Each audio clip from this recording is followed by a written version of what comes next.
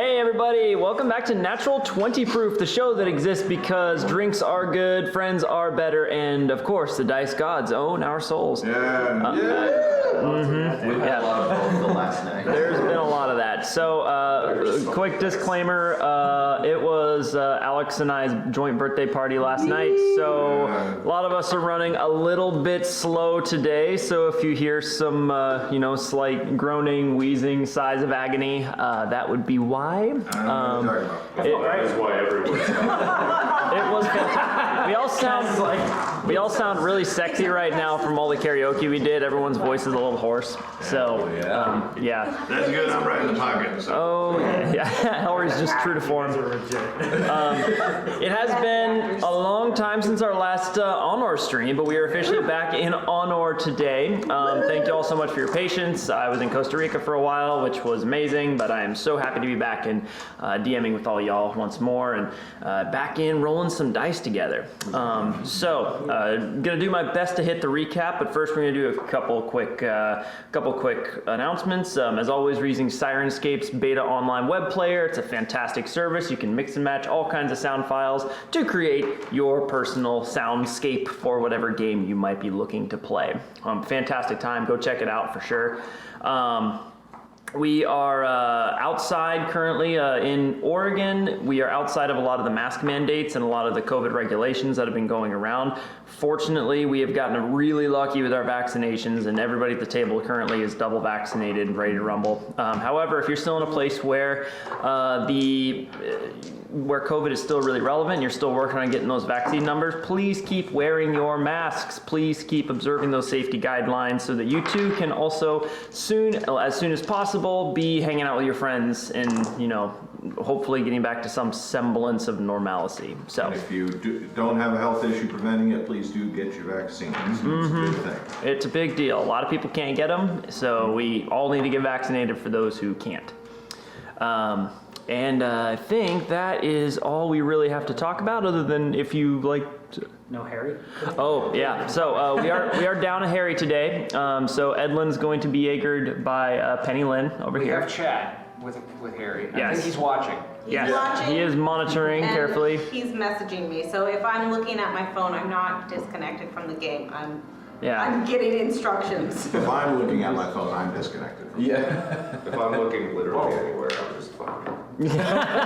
Just staring. In the hedges. He's just in keto mode. Yeah. Anyway, that's not we're neither here nor there yet. And with that, why don't we go ahead? Do you have something? No. With that, why don't we go ahead and roll on in? Oh, A 16? Oh, that's good for me, I think, right? We've determined. also, Harry says that the stream's super quiet and his computer's at full volume. So, Okay. just for us to be aware. I was thinking these were running a bit quiet. I'll fix it. Okay. We'll continue going on. Momentary technical hiccup. We're so scrappy. I love it. So scrappy. Oh my gosh. We're on day 17 and game 17. I am going to go ahead and roll into the recap, though, just while we're getting this resolved. Hopefully we'll get some better sound. This will also give Nolan something to work with for the sound check. So, last time on our adventures through Cala Anor, the party had made their way to Bara, where they encountered an old acquaintance of Desmond, his estranged brother, Ethan, who had presumably been lost in Carrig, and without a whole lot of regret to that fact. However, he did reappear, apparently having survived the heinous poison that had been poured through his body, and which had apparently ignited some form of living light within him that had twisted and misshapen him, but given him some new abilities and a new purpose in life in order to spread this strange light to a wider number of people and to try to spread it across all of Anor. You did manage to defeat him and his light sworn in a sudden ambush in the Lemon Grove. It was a bit of a tricky fight, but you did bring him to justice, and last session you resolved the situation, deciding not to kill Ethan, and instead turned him into the local guards that were responsible for, arrived on the scene to figure out why there was basically a battlefield out. Why there was basically a battlefield out in the Lemon Grove. They came out, took everybody into custody. After some brief questioning, it was determined that you all were the ones being attacked and were acting in self-defense, and you were released under the basic stipulation that you just alert the guards if you were leaving town and let them know where you're going, so that you could be contacted at a later time if the investigation calls for it. So far, you have not really gotten very far after that. However, you did decide to go back to the magic shop, where Glint and Glamour? Glint and Glamour? Glint and Glamour, yes. Where you spoke with Hildegard once more about acquiring the black iron crown tiara that had so captivated Helry's interest. Legally. Legally get it this time. She had like 3 interested parties in the past like 2 days. Should start upping the price. This thing's been sitting here, yeah. Oh, I don't know. It's about like 7,000 now. It requires 6,000 gold pieces to purchase it, and you did gain a little bit of a lead on some work you could do for Hildegard directly, where she wants to acquire something called a flind flail, a magical item carried by a creature known as a flind, which is a sort of gnoll shaman. There is a flind about a day and a half into the Crandar Forest to the northeast that she has heard tell of. And though the flail itself can't be used as an item or a weapon by just anybody that picks it up, she supposedly has some means of researching it or extracting magical essence from it for other purposes. She offered you 2,000 gold pieces for the flind flail or 3,000 in store credit if you are so inclined to take that avenue. However, before heading towards the Flind, you had also decided to check out what the Seal Gear Call might have to offer you, the local monster hunting guild of Bara, that many of you had actually arrived in Bara in the first place to go and try to be recruited into.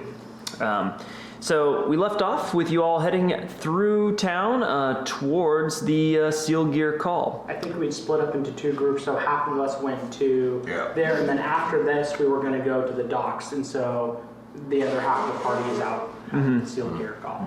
Right. Yeah. Okay, cool. Well, then we will go ahead and who all was in the Seal Gear Call party again? I'm pretty sure it was everybody else except for like us 2. I think Penny was with us. I think Harry would have gone with the other group, but he may have just stayed outside. I forget what exactly happened. Yeah. What the groupings were, but I think it was. I know you 2. You 2, and then Yeah. For ease of use for this one, we're gonna have Harry go with the docks crew. Then, if Penny Lynn is going that direction, that way we're not having Bridget splitting between 2 entirely different parts of town constantly. So it was Edlin, Penny, Kaz, and Leoro who were all heading towards the docks, and then we had Nobody, Desmond, Helry, and Saris heading towards the Seal Gear. Yep. Okay, perfect. We'll go ahead and start with the docks crew then, since Nolan is still getting the sound situation figured out. I think it's good now. yeah, no one thinks it's good to go. Gotten. I think we're good. I think so. Yep. All right. I'm just comparing it to other broadcasts and see if we're on point with those levels. Wrong one. There we go. There we go.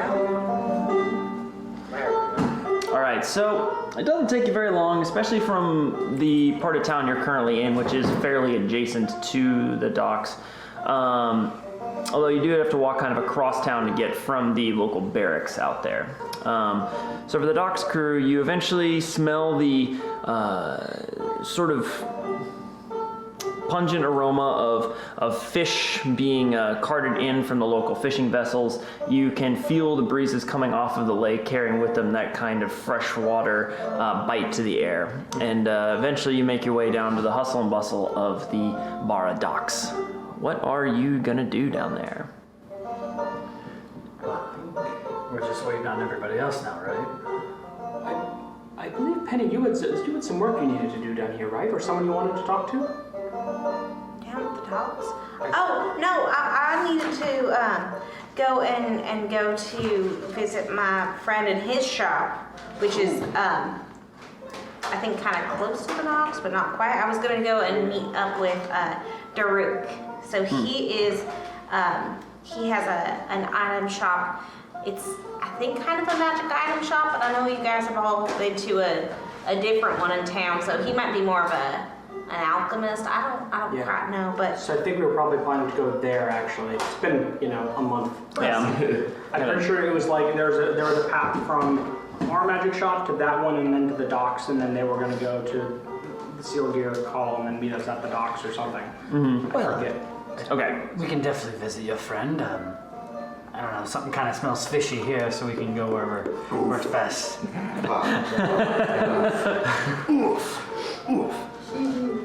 Okay. I don't get it. You sound so broken out. But yes, we can definitely head there. It might be interesting to see what they have. yeah, because I've never been to that shop. I don't really know what he sells.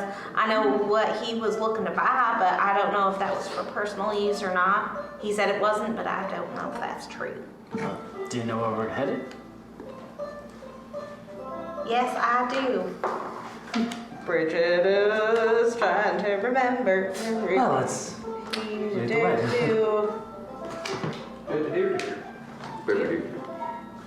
It has been a while, so It's been a while. I'll just go ahead and tell you that Daruk's sort of warehouses are down towards the muster grounds, which are towards the southern end of Bara, though not terribly far. It'll take you about 10, 15 minutes to get over there.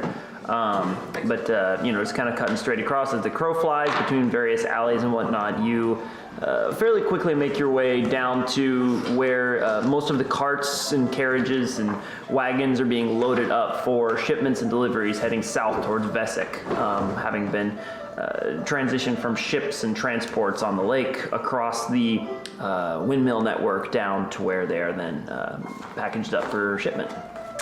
You walk in there and you can kind of see all around you are the different Savoyans all calling out and working with their guards and assembling their horses and oxen and whatnot. And you don't know exactly where Daruk's shop is. You just know it's right near the muster grounds. I probably know where it is. Yeah, you probably do. However, you are currently with the other party, I believe. Right. Yeah. All right. Well, Does his place have a name? I don't remember. I thought I asked Desmond if he knew about it, but I don't know if he did. Last night was kind of a blur. I was really hurt, and I took something from somewhere, and I think I helped Desmond make potions. I don't really remember if I asked him that question, but I was gonna. I just might not have. Yeah, so I think it's somewhere around here. I'm sure we'll find Daruk. He won't even know me. Or no, he'll remember me. It's been like 7 years. Is there like a guard or somebody nearby around, like close by? Yeah, there are a number of different armored individuals around. Most of them look to be like caravan guards. However, you do see a couple dressed in similar livery as those you met when you were having an encounter with the Watcher. Gotcha. Over in the barracks. I'd like to approach one of them. Okay. He's kind of gesturing and speaking to another merchant. However, as you approach, the merchant's moving off and he turns. Yes, what can I help you with? Yes, we're looking for a certain alchemist. His name was Daruk? Aruk. Are you familiar with this individual? Oh, no, he's no alchemist. Daruk's imports and exports. His offices are that direction. Head right across the grounds to the large warehouse, and you'll find him there. Excellent. Well, thank you very much. Absolutely. Anyway, you there! Hey, slow down! And he hustles off. You turn across and you see again this very large warehouse that's it's split seemingly into two sections with two roofs kind of conjoined into the same building. And towards the front of it, you can see it tapers down into a smaller, looks to be like offices or a smaller building that is also attached to it, though about half as tall and half as wide. But it just looks apparent like this is the office part of the warehouse. Yeah, it's also facing out towards this dusty area here that you're standing in, so it seems like this is probably the place to go. Well, Let's go in. I just want to check in, see how he's doing, and as I said, I think he'd give us a good deal on stuff, but I don't know what he sells, I guess, because I've never been here. well, we can always take a look. Yeah. Okay. We'll let you take the lead since you know this anyway. Seems like a good type of person to meet. That way I can potentially message him later if we need anything.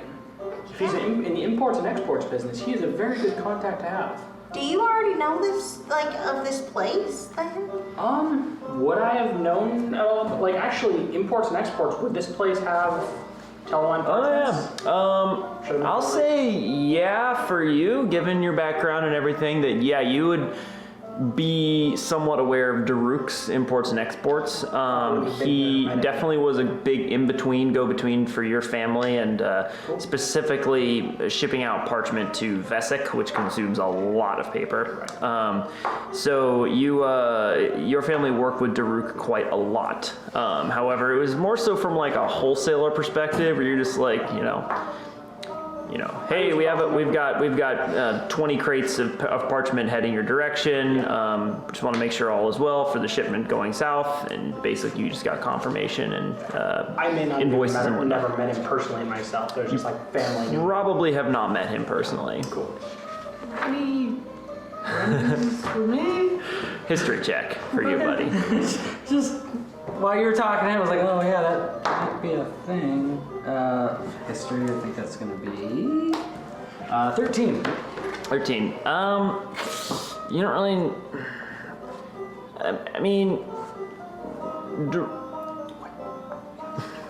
we'll say that Bara has often been a place that your family has worked through. There have been obviously transactions and deals made there. However, Daruk was never really somebody that you dealt with very directly. Your family did. Generally speaking, you get the sense Daruk is more of like a upstanding businessman, somebody that generally speaking works in more legitimate avenues. Gotcha. And so anyway, Just want to make sure. but yeah, so you may have heard the name Daruk, especially amongst the party, but you know next to nothing about him. Gotcha. Cool. Just want to check. Okay. All right. You make your way over across the muster grounds towards the. I'm gonna keep saying it just to annoy you all. Towards the offices, and you make your way in. The door creaks open, and as you enter, it's a very nice smelling interior here. Inside, it's not really like a shop or anything. You can see a desk across the way with appears to be a couple of double doors that lead back into the main warehouse area. There is looks to be a mousy looking dark elf who's huddled over the papers, spectacles pulled in close to his face. I see scribbles away with a quill. You can see along the sides are mostly kinds of various catalogs, brochures, parchments, and other advertisements and ledgers, as opposed to things like products. And as you enter, the dark elf.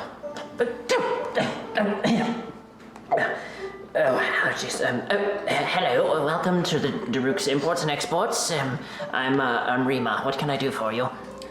Hi, Rima. I was wondering if Daruk was in. Daruk is currently in the warehouses. What's your business? I just wanted to say hi. He's a bit preoccupied. I'm sorry. If you could tell me who you are and why you need to see him. Well, okay. My name is Penelin. I met him a couple weeks back, and I think I may have helped him with a personal problem, and I think he said something along the lines of if I ever come back into town to say hi. And I just wanted to see. I had never been here, so I was curious what he did.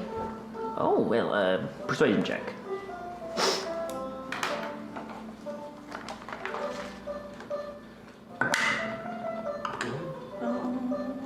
What is my persuasion? Satisfying clap. Yeah, that's a nice clap. Sorry. Persuasion is 11. Okay. Sort of pauses for a moment. I'll inform him that you've arrived, but I can't promise he's going to make time. I'll return and let you know what he says. Real quick, Rima, one thing you may want to know about us, we are a group of adventurers, and we are in the business of going out into very dangerous places and gathering materials that are otherwise very hard to actually acquire. We might be able to actually be very great business partners with Daruk, and would love to make that contact and connection for future deals.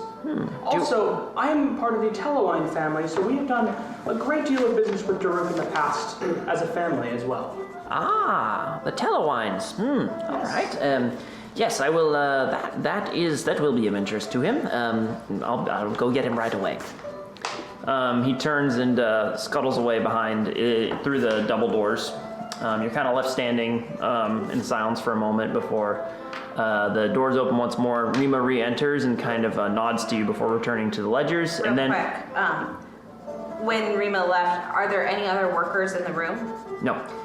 Edlin would like to take a look at the ledgers. Okay, all right. There are a lot of different kind of ledgers around. Have them roll an investigation check. Quick question. Are we on the same day as the fight?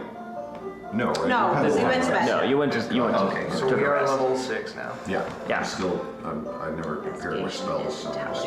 I'm doing that right now too. Oh, Mine are already done. so I rolled a total of 11, but I'm guessing it's higher than that. But I'll say 11 because I don't know what the proficiencies are in. Yeah. So I He's rolled on- an 8, and intelligence is a +3. Did he say mastermind or something? No, that was Inquisitive. that was Zedon. Yeah, he's inquisitive. I'll give him proficiency, so go ahead and add 3 to that. Okay, so 14. Wasn't he Thanks. switching? Maybe. He was switching or something. We'll go ahead and have him add 3 to that. Okay. So the Edlin kind of quickly scuttles off into the various ledgers, like pawing through them quickly, kind of taking a look through, leafing through the various pages. He comes back after a short time and sort of shrugs. I don't know. Seems like nothing important is here. Okay.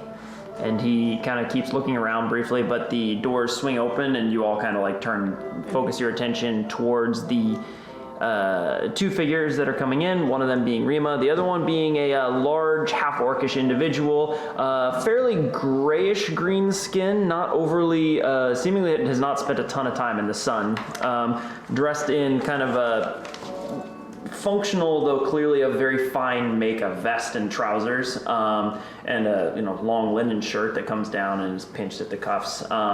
His hair, though the same kind of coarse half-orcish hair, is tied back into a braid that goes down the center of his head in a fairly traditional fashion, and his tusks are bright, shining clean. Oh, yes, Penny Lynn, it's excellent to see you again. Rima, you should have told me faster that she'd arrived. And, the Telewine boy.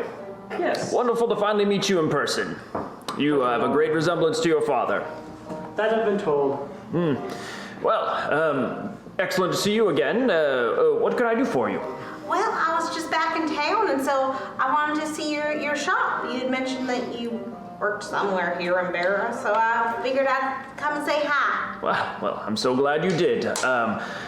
Welcome to my humble establishment. We're Daruk's Imports Exports. We are one of the primary purveyors of all transportation and goods that move through Barra. Different Savoyans and merchants contract with us, and we tend to move things around for them. On occasion, we also make contracts with the Seal Gear Call to acquire goods for prospective buyers and arrange for the acquisition of important and rare materials that folks all across Anor are, clamoring over. So we have connections all from as far north as even some of the Goliath tribes, and as far east as the Fire Ganassi nomads of the far eastern sand wastes.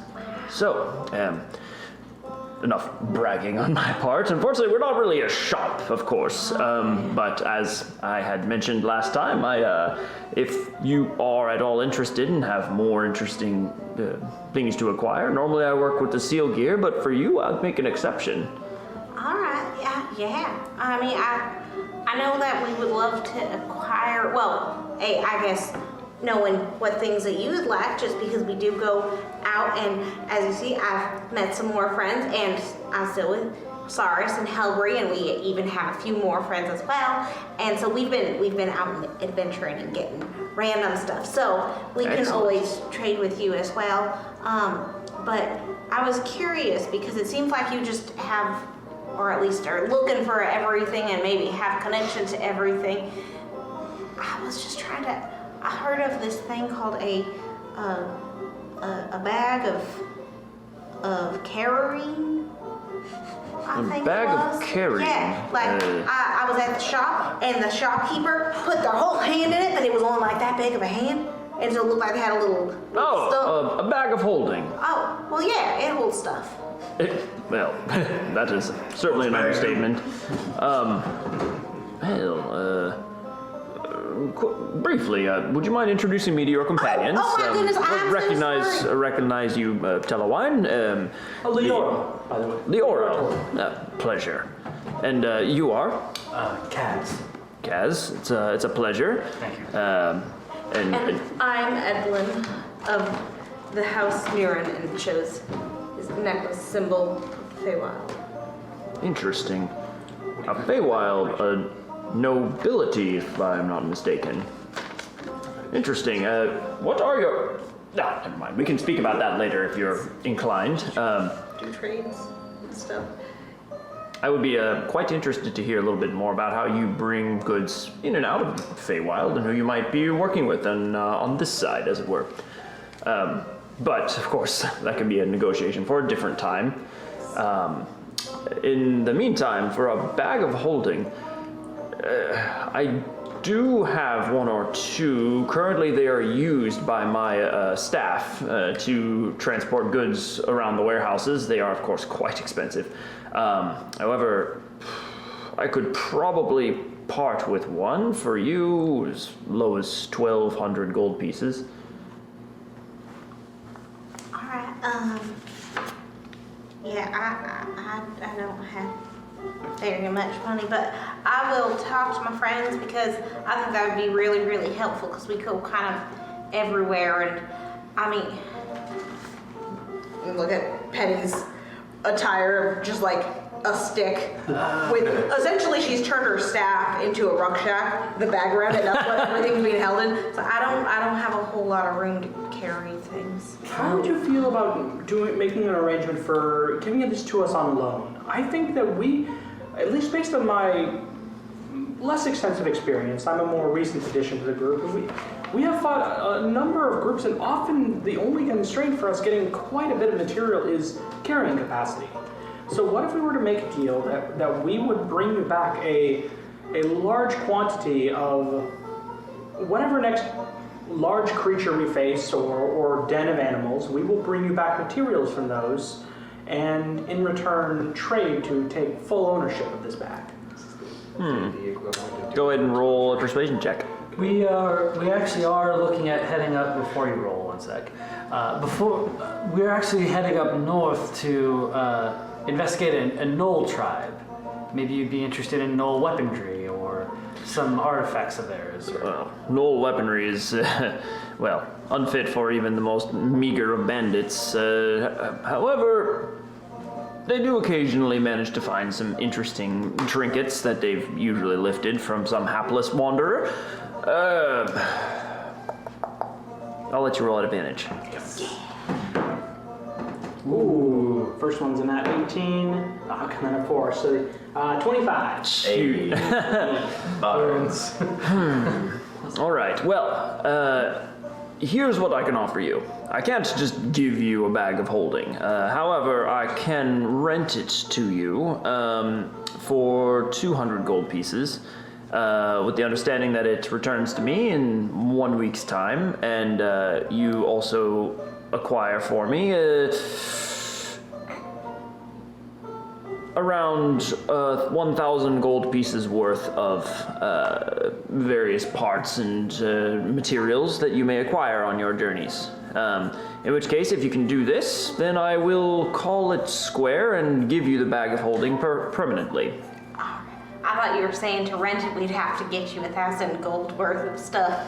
And I was thinking that was really expensive for 1 week. No, 200 gold to rent it initially. If you cannot acquire 1,000 gold pieces worth of materials, well, then I will take the bag back. But this unfortunately just business. I have to recoup it somehow and replace it. But in 1,200 is a steep discount as well, I must say. So, if you can acquire the 1,000 gold pieces of materials that I can then transport around, I can more than recoup my losses for the bag, and I will give it to you permanently. If you cannot, then, well, I will need to take it back. Of course. That sounds I think we can cover 200 quite easily right now. completely reasonable. Thank you very much. Thank you so much. Yes, of course. Well, anything for you after that harrowing incident with the Manticore. And things are going well for you too? Oh, excellent. Well, between you and me, not as good as I would like. Oh, Um, dang. Tensions between Abendlock and Vesic have been increasing of late, having greater and greater difficulties dealing with dealing with customs between them, trying to get things through the Savoyne's highway all the way across to Durnod has been a challenge, to say the least. And the Urim Knights are not making things any easier. They are insisting on inspecting all cargo going in and out of Bara, which is normally a neutral space in between, and the Blood Knights and the Blood Guard are similarly cracking down wherever they can along the roads, waylaying caravans and slowing the process immensely. No out-and-out bloodshed yet, but, well, the way they are starting to chase at each other's tails, it wouldn't surprise me before too long. Oh, I'm sorry to hear that. That sounds like work's getting really stressful. Well, these are strange times, to be sure. But on the plus side, there are more adventurers and travelers out acquiring the rarest and strangest of items imaginable than there have ever been in the past. So I have a greater variety of inventory to transfer, and of course this greater demand for the goods being sent. So it's times are changing, but I suppose it's just how things happen. Yeah, It's the way of things. I suppose so. Yeah, was there anything else, you guys? If you're all set, here's 200 gold. We'll start this transaction now. Oh, yeah. All right. Rima, would you please head back and grab a bag for them? Yes, right away. And he scuttles away again. Oh, and of course, standing offer, if you have any interesting items now, or materials, I will give you a better deal for them than most shops around might. Yeah, I think. All of our stuff already. Yeah, I don't think we have anything right now, but Unless you're interested in a wand of kelp whip, I don't have too much going on. I could probably find a buyer for that without too much difficulty. How much would you be interested for on that? That one just lets you cast basically Thorn Whip, right? Yeah, it's Thorn Whip, but with kelp, which makes it cooler. Oh, for it's an interesting trinket. I'd give 180 gold pieces for it. it's up to you. Totally recall. I mean, sorry. I don't think we'll really need it.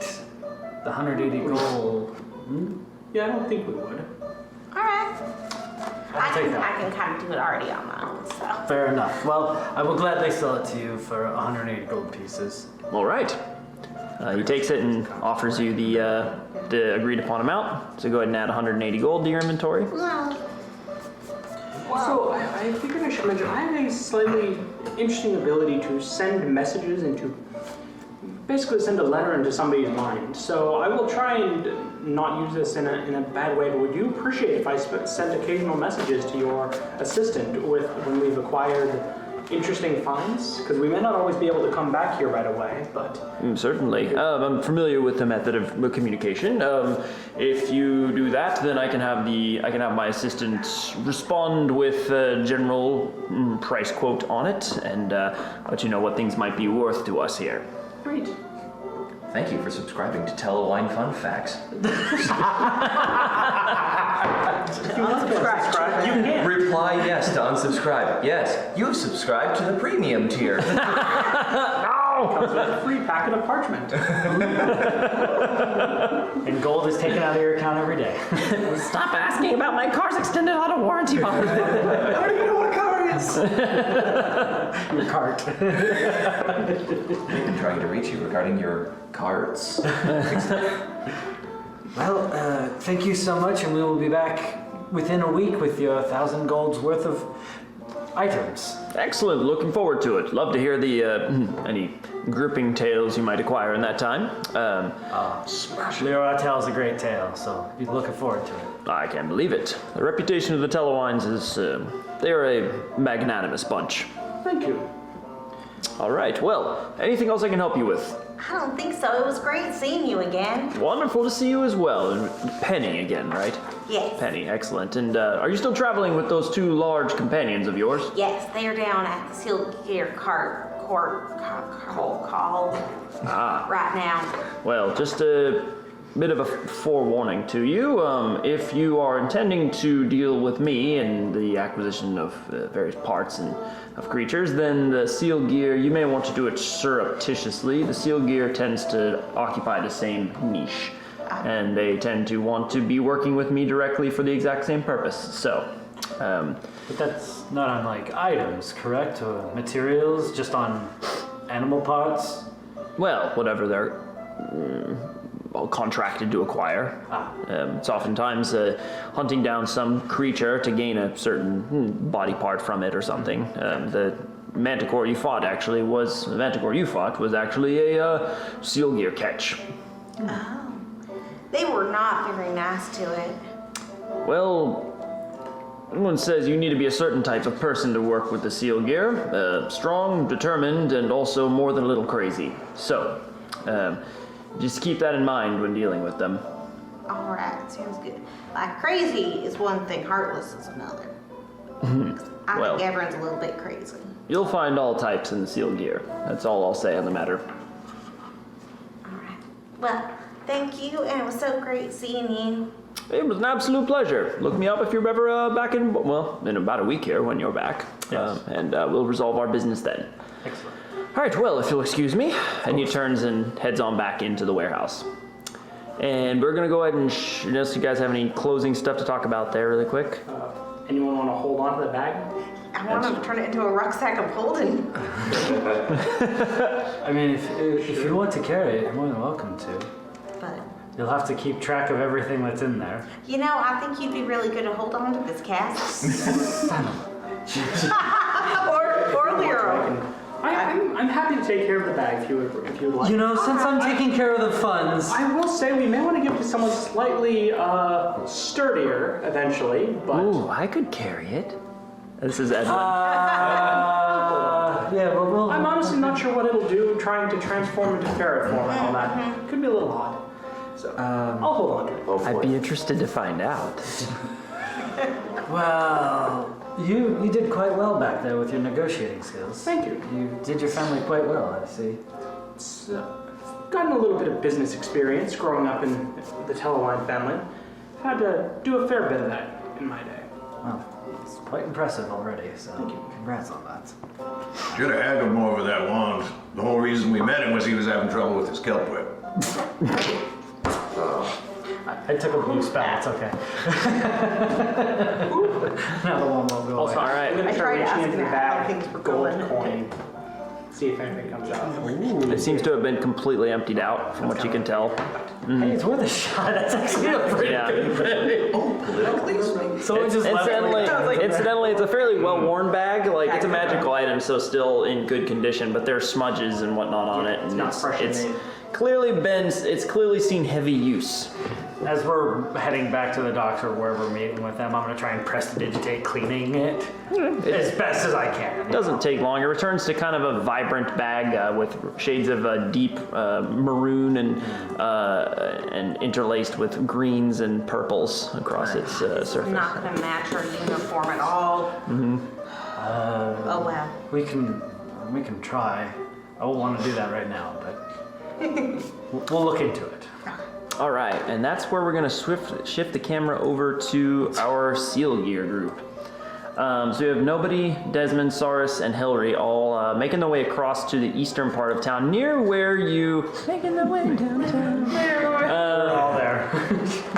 Near to where you actually went to the barracks the previous day. However, you get some directions over to the Seal Gear Call, which is not hard to find. The first thing you see are two large windmills that, even amongst the other windmills around, they seem imposing. They are very sturdily constructed, clearly of very interlocking hardwood planks that rise up, and the windmills themselves actually are timed out. So as they go, they're kind of like, spinning and vroom, vroom, vroom, vroom, like helicopter blades on those army helicopters, where they're the blades are kind of passing between one another.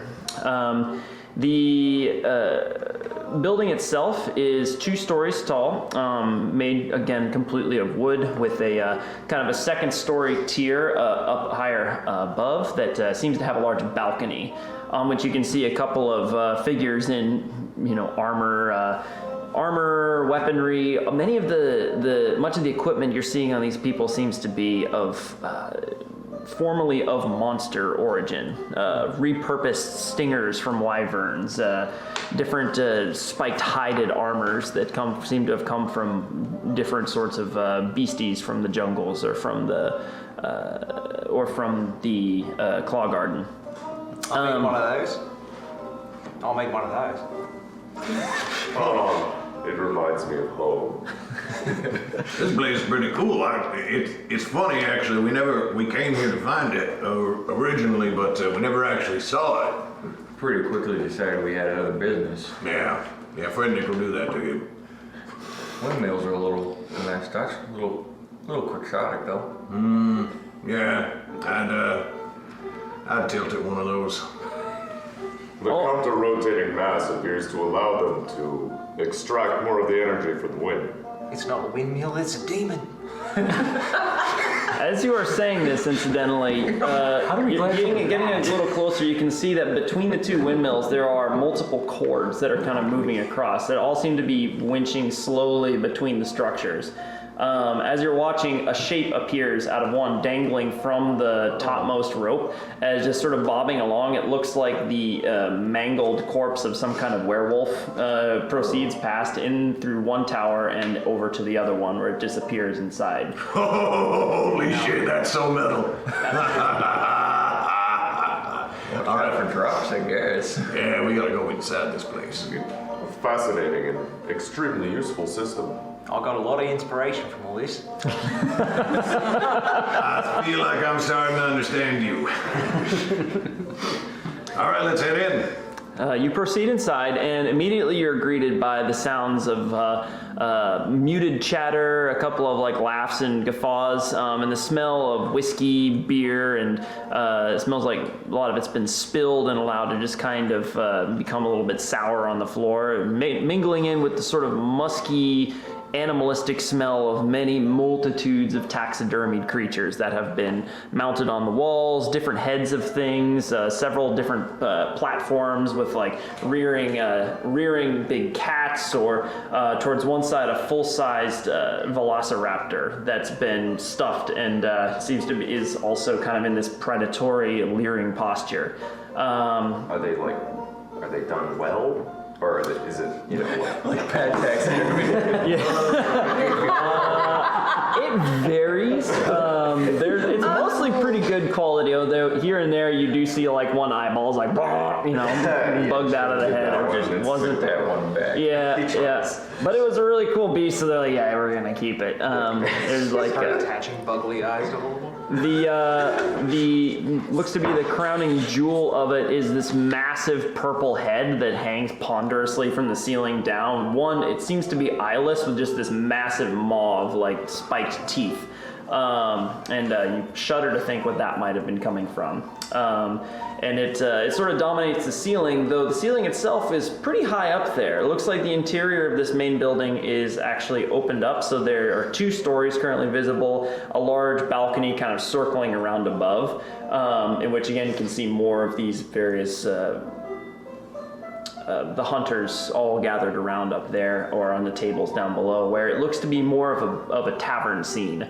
There's a large bar towards the back end of the establishment that seems to be carved from a single enormous bone.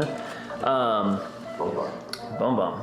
And towards the center of the room, there is a sort of column of signs, or more like a cylindrical, looks to be signboard, around which many of the hunters are gathered, kind of looking at contracts or checking out what different bounties are available to them.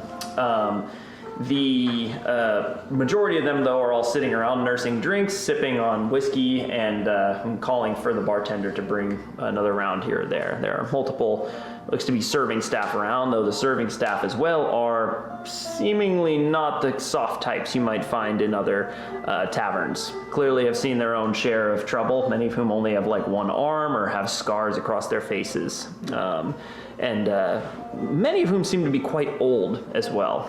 As if these are retired adventurers that have decided to continue with the call in a more mundane sense. Is there any sort of like front desk or like someone who looks like we should go and talk to? The majority of people seem to be moving up towards the bone bar, Okay. which is where there are multiple large barrels of what appears to be ale on their side. Like, you know, these are about the size of carts in and of themselves that are being drawn from with foaming mugs by multiple staff. However, there's one younger elven woman, younger being like in her mid to late, by elf standards, I guess like 300s maybe. But she is currently hunched over with another group of individuals who are leaning down and examining a parchment in front of her. And she's kind of motioning and seemingly talking to them and informing them of what the specifics of the arrangement is. What she look like? You kind of sidle around and take a look. She has got jet black hair that's kind of shaved into an undercut. One side of her head is completely bald. The other one is kind of folded over and like flowing down her face. Very hard-edged woman. Very angular cheekbones, sharp pointed ears, a couple of scars across her face. She's currently wearing a, looks to be not exactly combat attire, but still kind of strapped leather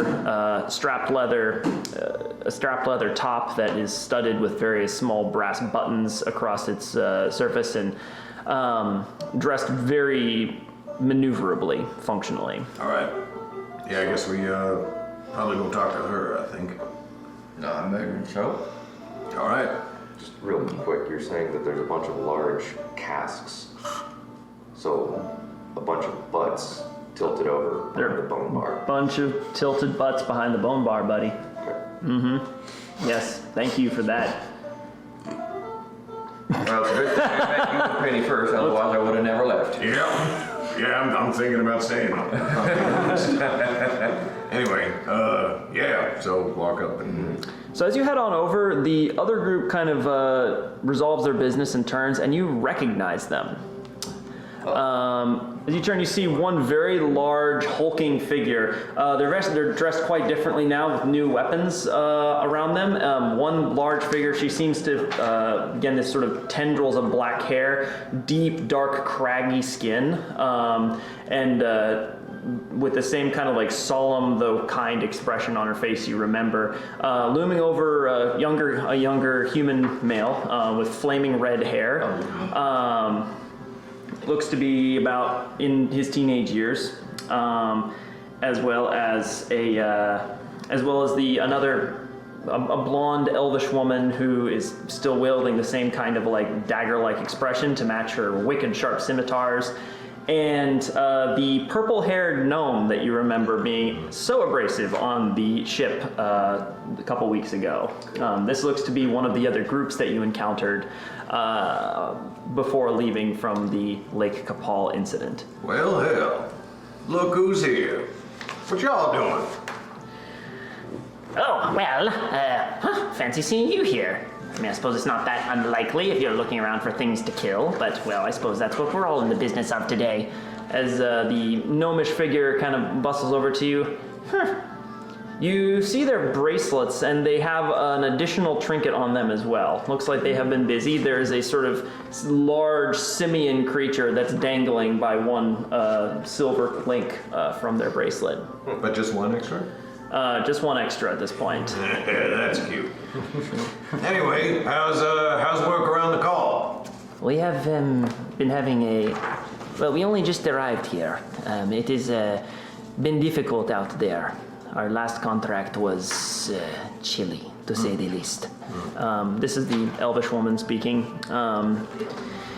Yeah, they had us up in the northern mountains. You kidding me? I mean, like, something to do with the Goliaths and Carrig, you know?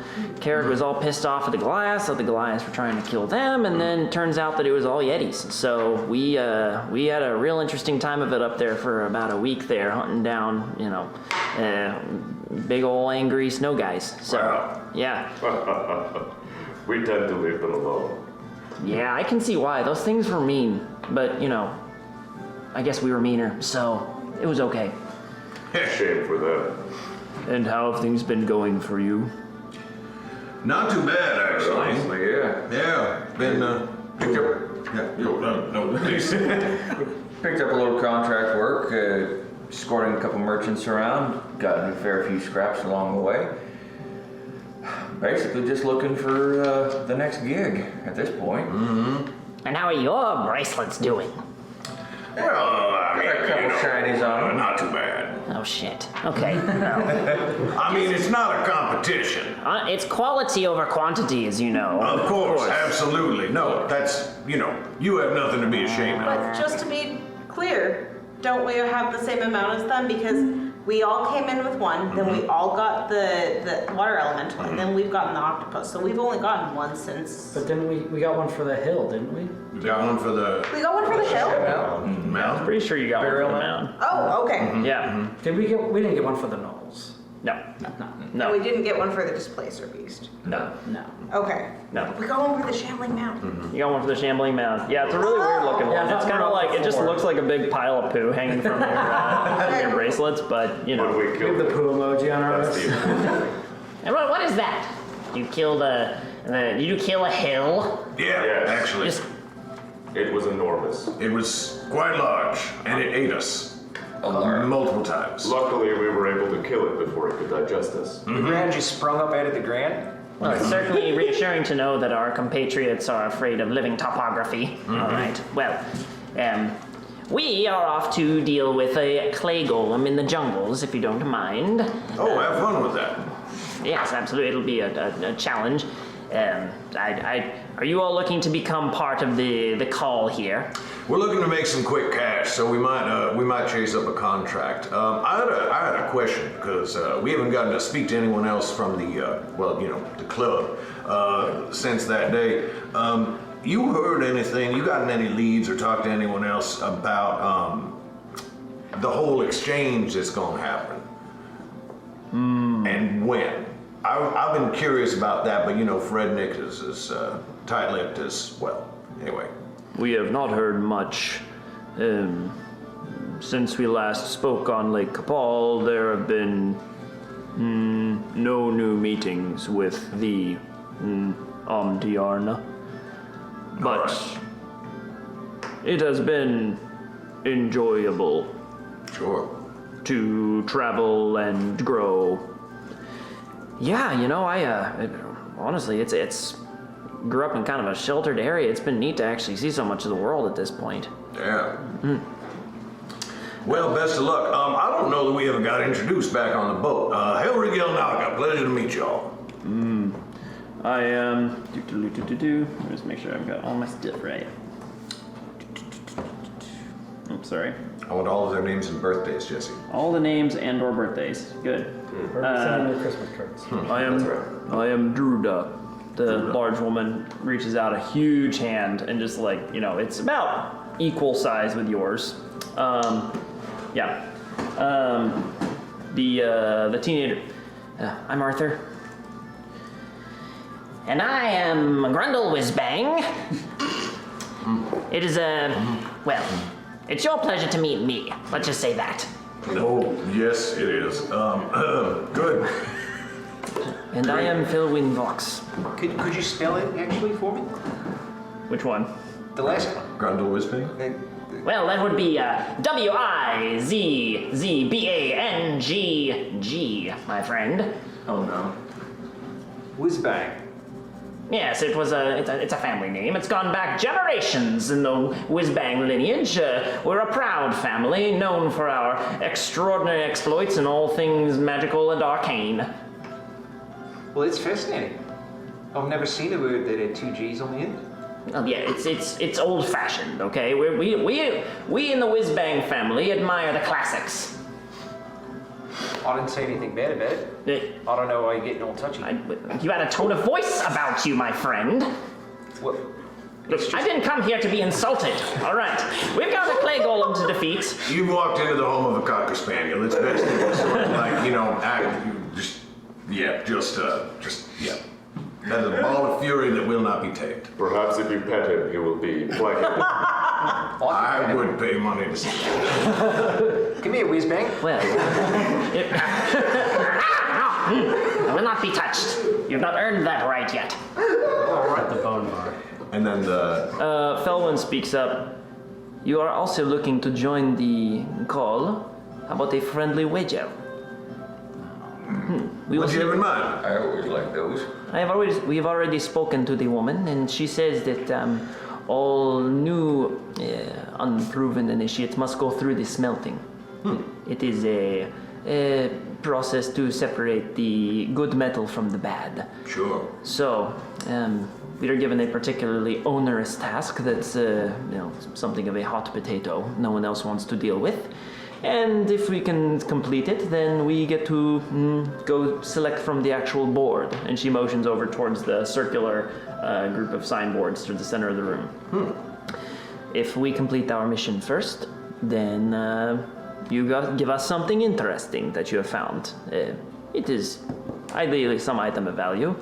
We will offer you in return, if you finish yours first, a Yeti horn, if you're so inclined. And I'll get to pet Whizbang. Persuasion check. That's non-negotiable. Persuasion check. Can I give him advantage? Yes. All right. Advantage. Yeah, definitely. I will strike you. 8. I am not a bargaining piece. You leave my perfect hair alone. Do you have any idea how long it I have to prestidigitate each individual follicle to achieve this particular hue. It takes many, many hours to complete the image, and I will not be patted like some simian companion. Phil, and I'm all for the wager, but you gotta get your chihuahua in line. He started it. Little turns like bright red. Enough of this! I'm leaving. You all can come if you want to, otherwise I'm going to complete the mission myself. He turns and stomps out of the call. And that's a man with drive. Druda goes after him. Just enormous strides, easily catching up to his little Good to see you both. Good luck. You see Druda lean down and about to put a hand in, and they're like, oh, no. And start talking him down. He just he looks towards He kept darkening his hair. I kind of wanted to tussle it as he walked back. Oh, no, but really, he I is got this. a difficult traveling companion to be sure, but he grows on you over time. Does he? Because it doesn't seem like he's been doing much growing to his life. That she immediately starts to chuckle. Don't get. I like the guy. He's adorable. It's just fun to rile him up. That is part of why I enjoy having him around. Well, I've never met he's somebody who has about- so many critical points. Well, anyway, Yeti horn. How about this bear mask? Ooh, that is interesting. Where did you acquire that? Yesterday. That is not a place. From, Is that a place? from, I mean, how? Where did it come from? Oh, don't worry about it. Just somebody thought that we'd be easy pickings, and they were picked. She kind of takes a look at it. It's fairly cheap make. It's not quite the Yeti horn. Oh, is it? I'm sorry. I thought it They're was. like, no, they're not like magical masks. They're literally like, I they're didn't like, think it was magic. I thought it was like some sort of like ornate priestly. no, it's more like literally a ceramic, like it's made of almost like porcelain basically, but Paper like mache. really, yeah. They're honestly pretty shitty masks. Like when you actually examine them, they're not. My kid got a beat. Yeah, basically. Like they went out somewhere and were like, dude, these will be so cool if we put all these masks on us. You know? But we went to like a party shop basically. How about one of these? And I hold up the thing of indeterminate nature. Oh God. That is fascinating. Did it bite in your hand? Yeah, it stings a little bit, and then it stings for a couple hours after. But I don't know really what to call it, what it is, but it's fascinating. Is that the thing we found in the lake? That is a curiosity. All right. You finish your mission first, and I will give you the Yeti horn. If we finish first, you give us the thing. Yeah, sounds great. Can we put a pause on finalizing that deal? Because if we find out that she's gonna like send us down to Vesic or something, that's not exactly a fair deal. That is true. From what I was able to gather, most of the actual the smeltings are all within about a day and a half's journey of town. So. Never mind that. It's a deal. All right. She reaches a hand out and shakes. Your hand just like swallows hers up, but she shakes. And this is the one that me and or Saris had heard of, who was like the bad news bear from the desert. Yeah. Right? Yeah. Okay. All right. Yeah, she is harsh looking. Look, her skin, her like face has calluses on it. And based on your experience of the Vesic deserts and the bandits out there, it's a hard place. Yep. Thumbs have fun. Yeah. Oh, I hate it. Right. Well, I know, I imagine that's true for the thing of indiscriminate nature. I am confident that we will retain our thing. well, Plus jokes on you guys, I'm actually kind of halfway initiated already. personally, holy shit. Well, I am very attached to my horn as well. So, you like to see- yes, I heard it as well as I heard it. Garrett, no. Garrett, who? This is a hell right thing. But no matter which way it goes, I'd love to grab a drink with you all when we get done with this, eh? Yeah, I mean, why wait? I was about to grab one before we headed out, but after we talked to her, you sticking around for a minute? I think we are going to head out within the next several hours here. It is still morning and the day is young. Figure we can get a good day's travel in to get out there. We have a bit of a hike to the ruins. All right. We shall find you when we return. All right. Then in that case, may the best adventurers win. We will. I like that attitude. Yeah. All right. I will see you later. Do be safe. Try not to die. That would be a tragedy. I'm sure Grundle would be heartbroken. Thanks on you, I've already died. He has. Yeah. Really? What was it like? Well, so I was kind of in a lake, and there was a large man with a sword, and he said it wasn't quite my time, and he booped me on the nose or something, and then I came back. They just like, God's real. Wow. Neat. Yeah, roll that around your keister for a while. All right. Jeez. I get that kind of. I don't know whether I'm more or less scared of death now. Honestly, I was never really that scared to begin with, but like that's interesting. Well, he Okay. seemed nice, but he didn't shake my hand, so that was a bit weird. Yeah, I mean, like, if you shook hands with, God of Death or something, That would be interesting. Wouldn't your hand like fall off? Well, what would happen to his hand? I'd be curious about that too. Would his hand come back to life? Would he just like slurp all of the hand out of you? I don't know. I feel like we're getting a little off There's a lot track. of Maybe we should go. All right, Druda pokes her head back in. We must be going. We've got a long way to. We've got many miles ahead of us today. Best of luck. Stay safe. You'll be careful now. And they head on out and hit the road. You're left in the tavern here, and the black-haired elf behind the bar is looking at you expectantly. Real quick before we go over there. You know, Des, you'd mentioned that you died before, but I didn't ever hear you talk about the other part. Oh, I was just making some bollocks up. Oh, really? Maybe. I don't know. I would like to inside check, please. Inside check. Yeah. Deception check, Des. Oh. Oh, pretty good.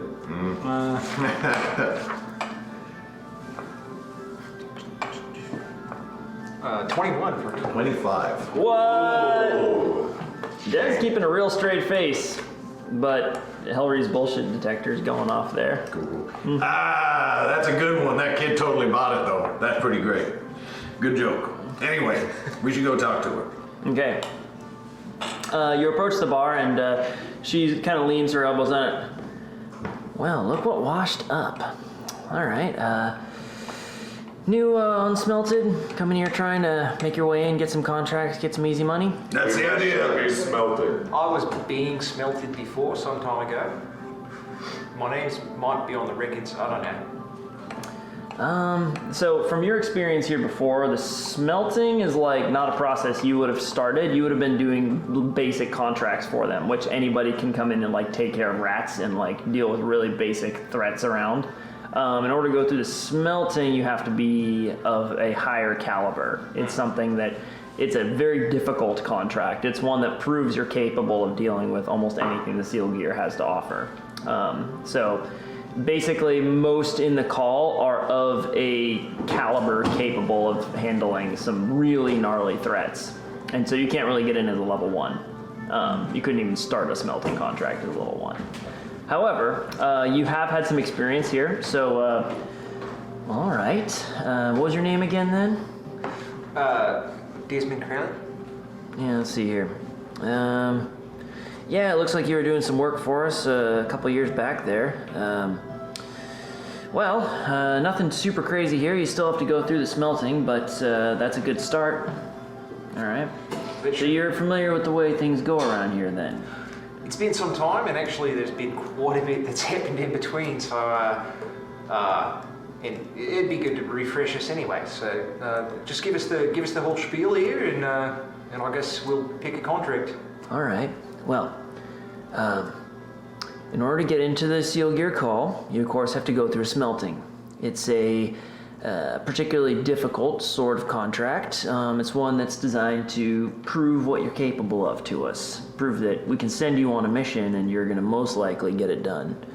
And it also proves that you're willing to put up with some dirty work. Things are not easy out there, and we tend to go into the worst of it. So, I've got one contract left for you. Those lot you seem to know, they took the other one. So, right now I've got a group of lizard folk out about day and a half's journey into the jungles to the east. We haven't been able to figure out exactly where they're coming from, but we did narrow it down to one waterfall area, which seems to be the entrance to their hideout. So, essentially we need somebody to go in and wipe them out. Normally this would be something that we would send not even folks on a smelting to do. Lizard folk aren't the hardest foes to beat, so we can just contract that out to some, random nobodies. But the groups that we've sent in the past, 3 of them have gone and none of them have come back. So there's something else going on here. And we are going to need, we decided to turn this into a smelting contract to see if we can send somebody out to really prove what they got. So, basic deal is you go out, you kill all the lizard folk, and you figure out what's killing our guys that we're sending out there, and you kill that too. Well, now here's the deal. Even though this is a trial initiation, we was looking for paid work, and I just want to make sure that that's yeah. also part of the deal. Oh yeah, this is a contract. Okay. You get money for it, plus whatever you find in there. Sure. What are we talking? So the completion of this contract, if you can kill all the lizard folk, is 1,500 gold pieces. If you can bring back proof of having killed whatever is actually, causing the real problems for our boys, then you get another 1,500 gold pieces. 3,000 total plus whatever you find in there. Mm-hmm. Good. Cool. That sounds like a pretty fair deal. Quite fond of those numbers. We're getting 3,000 if we do the Knolls. And 3,000 for this if we do both objectives. We'll chat when we get. Yeah. All right. Plus, of course, if you succeed on this and come on back, now you're gonna need to complete both aspects of the contract to complete your smelting. But at that point, you'll be hunters. You can go ahead and choose from the board, pick new quests and new objectives, and you can keep making money that way. And I'm assuming that it's all right. This is only half our crew. That's no problem, right? Do you need all their names or signatures or whatever? I mean, I'm gonna need any names of folks who are trying to be smelted. Sure. All That's right. gonna be it's gonna go onto our records. Yeah. All right. Well, the rest of the crew's tough as nails. Yeah. We go through hell to smelt it. Damn it! I've been working on a good smelting pun. You beat me to it. Shit. Sorry. I hope you're as fast to draw as you are on the tongue. Nah, not quite, but pretty close. Well, that doesn't bode so well for you then. All right. Well, you taught me how to do the crossbow. I mean, she didn't personally. So crossbow-wise, yeah, you would have gotten some training out here in that. Yeah, well, given these contracts you were on before, I hope you've gotten a little better since then, bud. It isn't an exceptionally large crossbow. It does take some time to raise. I did get some extra pointers. He helped me out a bit, and also it is quite a large crossbow. Holy shit, what is that thing supposed to throw? Logs? I haven't tried logs yet, It probably could. but I've made some modifications. See this here? I can actually shoot it. I shouldn't tell you. Listen, as long as it kills stuff, bud, that's all I really care about. I think it'll do the job. You bring those lizard folk down, and you bring down whatever else is in there, and you can show me all about that crossbow. Okay? But And until when you say, never mind. but until then, I don't need to learn anything else about folks that might be dead tomorrow. Sure. So, Well, why don't you give us that contract and point us in the right direction? Is there a map or something like that? Yeah. Directions? she puts a contract in front of you, and pulls out the map in front of you as well. Oops. One second, I forgot to grab the map from the other room. Incidentally, we put everyone else's name Yeah. Yeah, in. I assumed as much. And we write down 3 or 4 names that we made up just. Oh, please. Wait, your brother's name. We just come back. Yeah, Bobson Dugnut didn't make it. Actually, I think we should do that. Do they have life? Oh, Okay, so we can have title title. sleeve Title, mechanical. Bobston Dugnut didn't make it. Oh my gosh. There you go. I think if you're actual initiates, they might have some funeral services they pay for. Do we get a special prize for whoever kills it? Whoever smelt it, dealt it, kind of a thing? I've been working on it for 5 minutes, man. I had to come up with something. Yeah, that's a I good think I one. left the map at home, actually. Sorry. All right. But she sort of motions down. It's at a point about day and a half's journey to the east. It's marked on your map, so you'll be able to make your way that direction, given a little bit of wandering and tracking. It's on our mini map. Yeah. Yes, it's on your HUD. Okay, I'm gonna hit L and go to my You see a little arrow kind of like hovering off in the distance through all the walls. Oh, this is sweet, really. Yeah. Fast travel button. I don't quite recall. Does the call actually cover some funeral expenses for the initiates that don't make it? Yeah, no. There's 30 of us. In that case, Bobson Dugnut? What? Yeah. I don't think he'll join us on this. All right.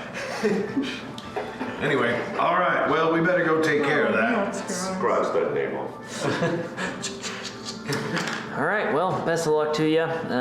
Make it back. Hopefully I'll be able to officially call you Seal Gear. Thank you very much for your time. Yep, if you need a drink or anything, of course, bar's always open. All right, appreciate that. Guess we should go hook up with everybody else and figure out what we want to do. Personally, I'm inclined towards this. It does seem like some pretty good money, and I'm curious to see what's going on. And I feel like we already had some business out in the jungle area, so it could be a two birds thing. Yeah, map-wise and layout-wise, how close is this to the knoll situation?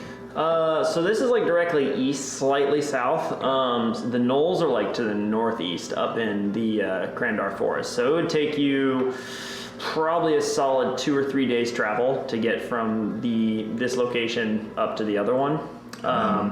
Yeah, it's a bit of a haul. So it's like two completely opposite directions. So you know the angle We've between got them. 2 weeks for that. And if you were to go down payment, I think. Yes. Yeah, and if you were to go directissimo, you'd have to go through thick jungle and forest to get between the two. So we probably want to road back and then road up. Yeah, so you could go back to the road, then travel from there up, but you know, or just forge through as well.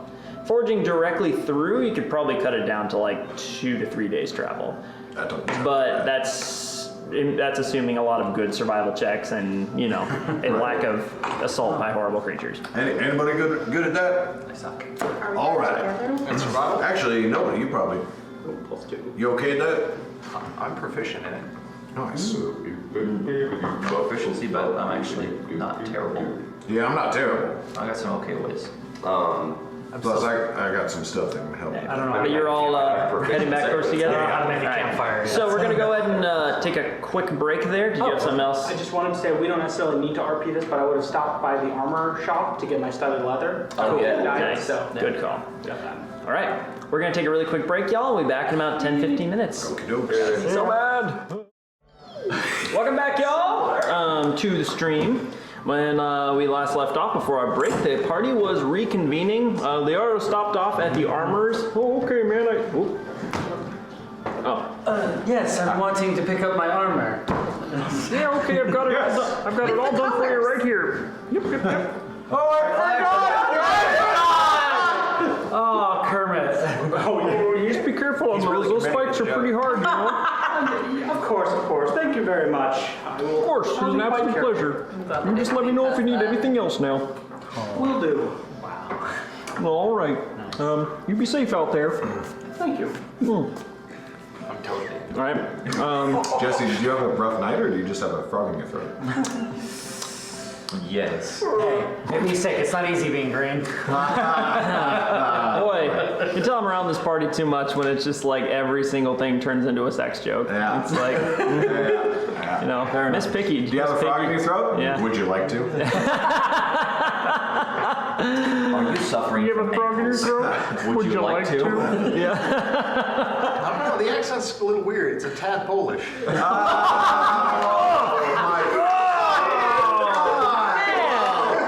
Holy crap! All right, take an inspiration die.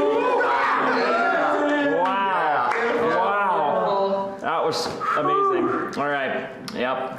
Well, no one came in his engagement. I already have an inspiration die from another planet. Oh, you use your rerolls now. Calm it down. You're gonna be doing this often. Use your damn dice. All right. All right, so have we met back up? I assume you all are meeting up towards the docks. Yeah. Yeah. Okay. You all reconvene after. Is there any other last minute errands people want to do as you're traveling back to the docks? No. Okay. Nobody's I shocked. would like to grab Penny Lynn. Hey, Penny Lynn, so there's this magic item shop. No. We're going in. Stop in somewhere, change out of my armor, and put the old stuff into the new bag of holding. Very good. Which is awesome. Yeah. All right. You all reconvene back at the docks, and all right. Daruk says hi. Oh, shit, how's he doing? Well, I asked him and he just told me a bunch of political jargon rather than actually how he was doing. So he didn't mention whether he's leaving I know, us. that's what I was trying to ask, but I didn't want to be too, like, blunt. Has he stiffened up his dangler? We don't know. Okay, all right. Well, I mean, he did want a wand of kelp whip. I don't know if yeah, he hasn't good. solved that problem yet. All right. He's still searching for solutions. I know people. Anyway, all right. So how'd your adventure go? For sake of expediency, do we just... But yeah, so anyway, 3,000 gold if we do both things. But then 6,000 gold if we do both things.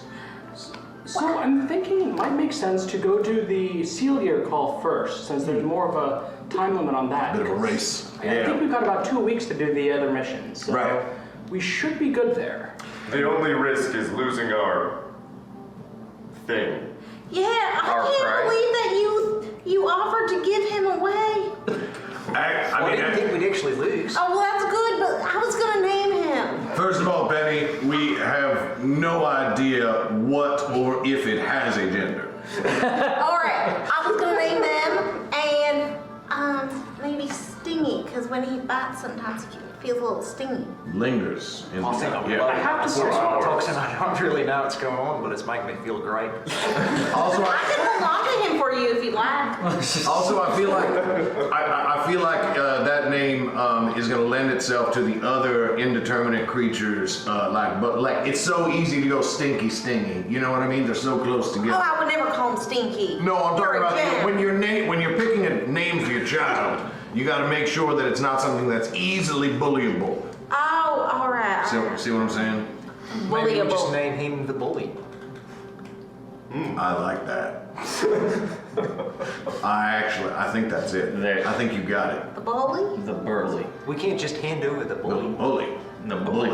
We will not hand over the bully. We gotta win. I feel like we're getting off track once Can I ask again. how exactly you're storing this thing, too? Oh, In a bag? Whatever it's running on, it just kind of latches and.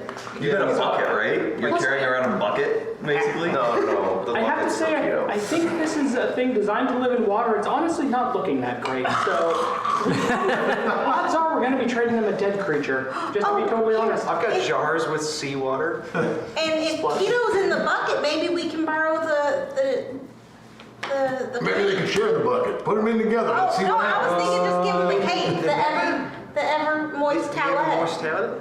Yeah. Yeah. We could share it a little bit. Can you make another? I could make another. Good. I'm not giving away this one.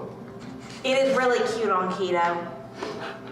Anyway, listen, on a serious note, I just wanted to say that I know everybody's doing all this to help me out, and I've said it before, but I truly am grateful, and I'll get everybody paid back. My share of anything we earn is going to go back into reinvesting into paying for this until it's paid off. I am because- doing this to reclaim my honor.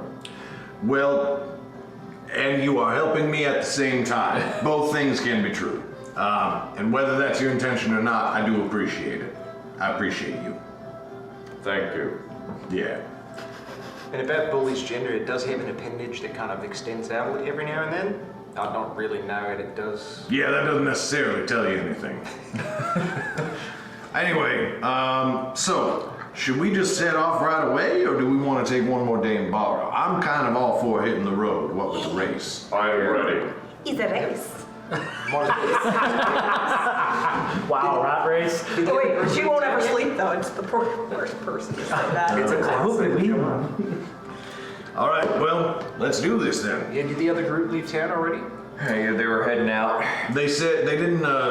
They said that they had like a couple of errands to take care of, but that they were leaving pretty soon. So we should probably go. And it sounded like they've got a similar timeline, day and a half or so, before they get where they're going. What is the fastest method of travel to this waterfall? Stealing horses. That sounds perfect. You asked for the fastest, and that is what I answered. That would be fastest. Yes. Huh? What's the steel for? For smelting. Steel and Right, horses. you're doing a spelling. Wait, so the person who gave you the task, is that the who smelt it, dealt it? Well, if you smell steel, it's just gonna turn back into iron and it'll oxidize. What's funny is Kaz actually made that joke. Oh, I'm sorry, I didn't. No, it's well, fine. No, It's fine. that's It's just, fine. you know, we would have it like a private chuckle. Anyway, Straight yeah. lines. So, yes, and so did the two of you. All right, let's hit the road. I'm also sure why the horses need this. I'm a little spicy today, people, and I don't know why. It's probably because of the lights. Kaz automatically just starts walking off towards Yeah, it. okay, here we go. I'm just heading the direction like, Here's one more quick thought. Yeah. What's the quickest way that the other group would get out of town? Because we could make sure they have a delay if we'd like to be a little competitive. I think we should just head out. Yeah, it sounds fun, don't get me wrong, but I'd rather just sort of hit the road. Sometimes you can spend more time sabotaging somebody else to the detriment of your own plans. Does it make sense? I have never encountered this. Okay. I'm getting a little etched on the bully. Well, he's latched onto me right now. I'm sure it's a bit uncomfortable. Incidentally, I'll let Desmond and one other person roll a perception check. Okay. I'll roll it if no one else wants to. yeah, no, Okay. that's a big no for me, big I no. wouldn't mind doing the perception, Go for it. Roll. especially if it has to do with bully. 12 for me. Okay. 17 for me. Okay. Des, you don't really notice much different. However, Penny, you kind of like narrow your eyes slightly as you look at Bully. And you can see that Bully's outer carapace is starting to crack at points. And it's starting to kind of like shift a little bit and kind of wiggle. Like, does it look like a snake shedding its skin, or like it's You would hurt? recognize molting. It looks like it's molting. Aww. I get a little You piece of it. you kind of like scratch at it, get a little piece of like spiny outer carapace like pops off, and you can see like fresh new kind of pink flesh underneath. You're getting a new skin. I wonder if Darik would want this. As you watch, a little spine kind of pokes up out of the new flesh. Jesus Christ. Okay. I mean, Love it so much. I'm okay. This is okay. Anyway, let's hit the road. And it also does not seem to be doing very poorly out of water. It's not. It doesn't seem to be doing very badly. Amphibious. Who's that? The survivor. Okay. Bully is strong. All right. We hitting the road? Yes. I'm ahead of you all. One at a time. Wait, yes. Talking. How much horses would cost to rent? To rent horses, They what would are like you the what are you horses telling them? You go to the Take 'em out. stables, you can find out. Yeah. But general cost to Rumble. rent a horse would be dependent on the distance and the number of days, but generally speaking, you could rent a horse for about 1 gold piece per day. That However, doesn't seem too bad. Yeah. We may have to pay for the horses afterwards. yeah, if the horses are killed, you have to pay full price for the horse. Sure. So, and that's not deducted. It's like you pay the rent for them, and then you pay the total cost if the horse dies. And how much is full price for a horse?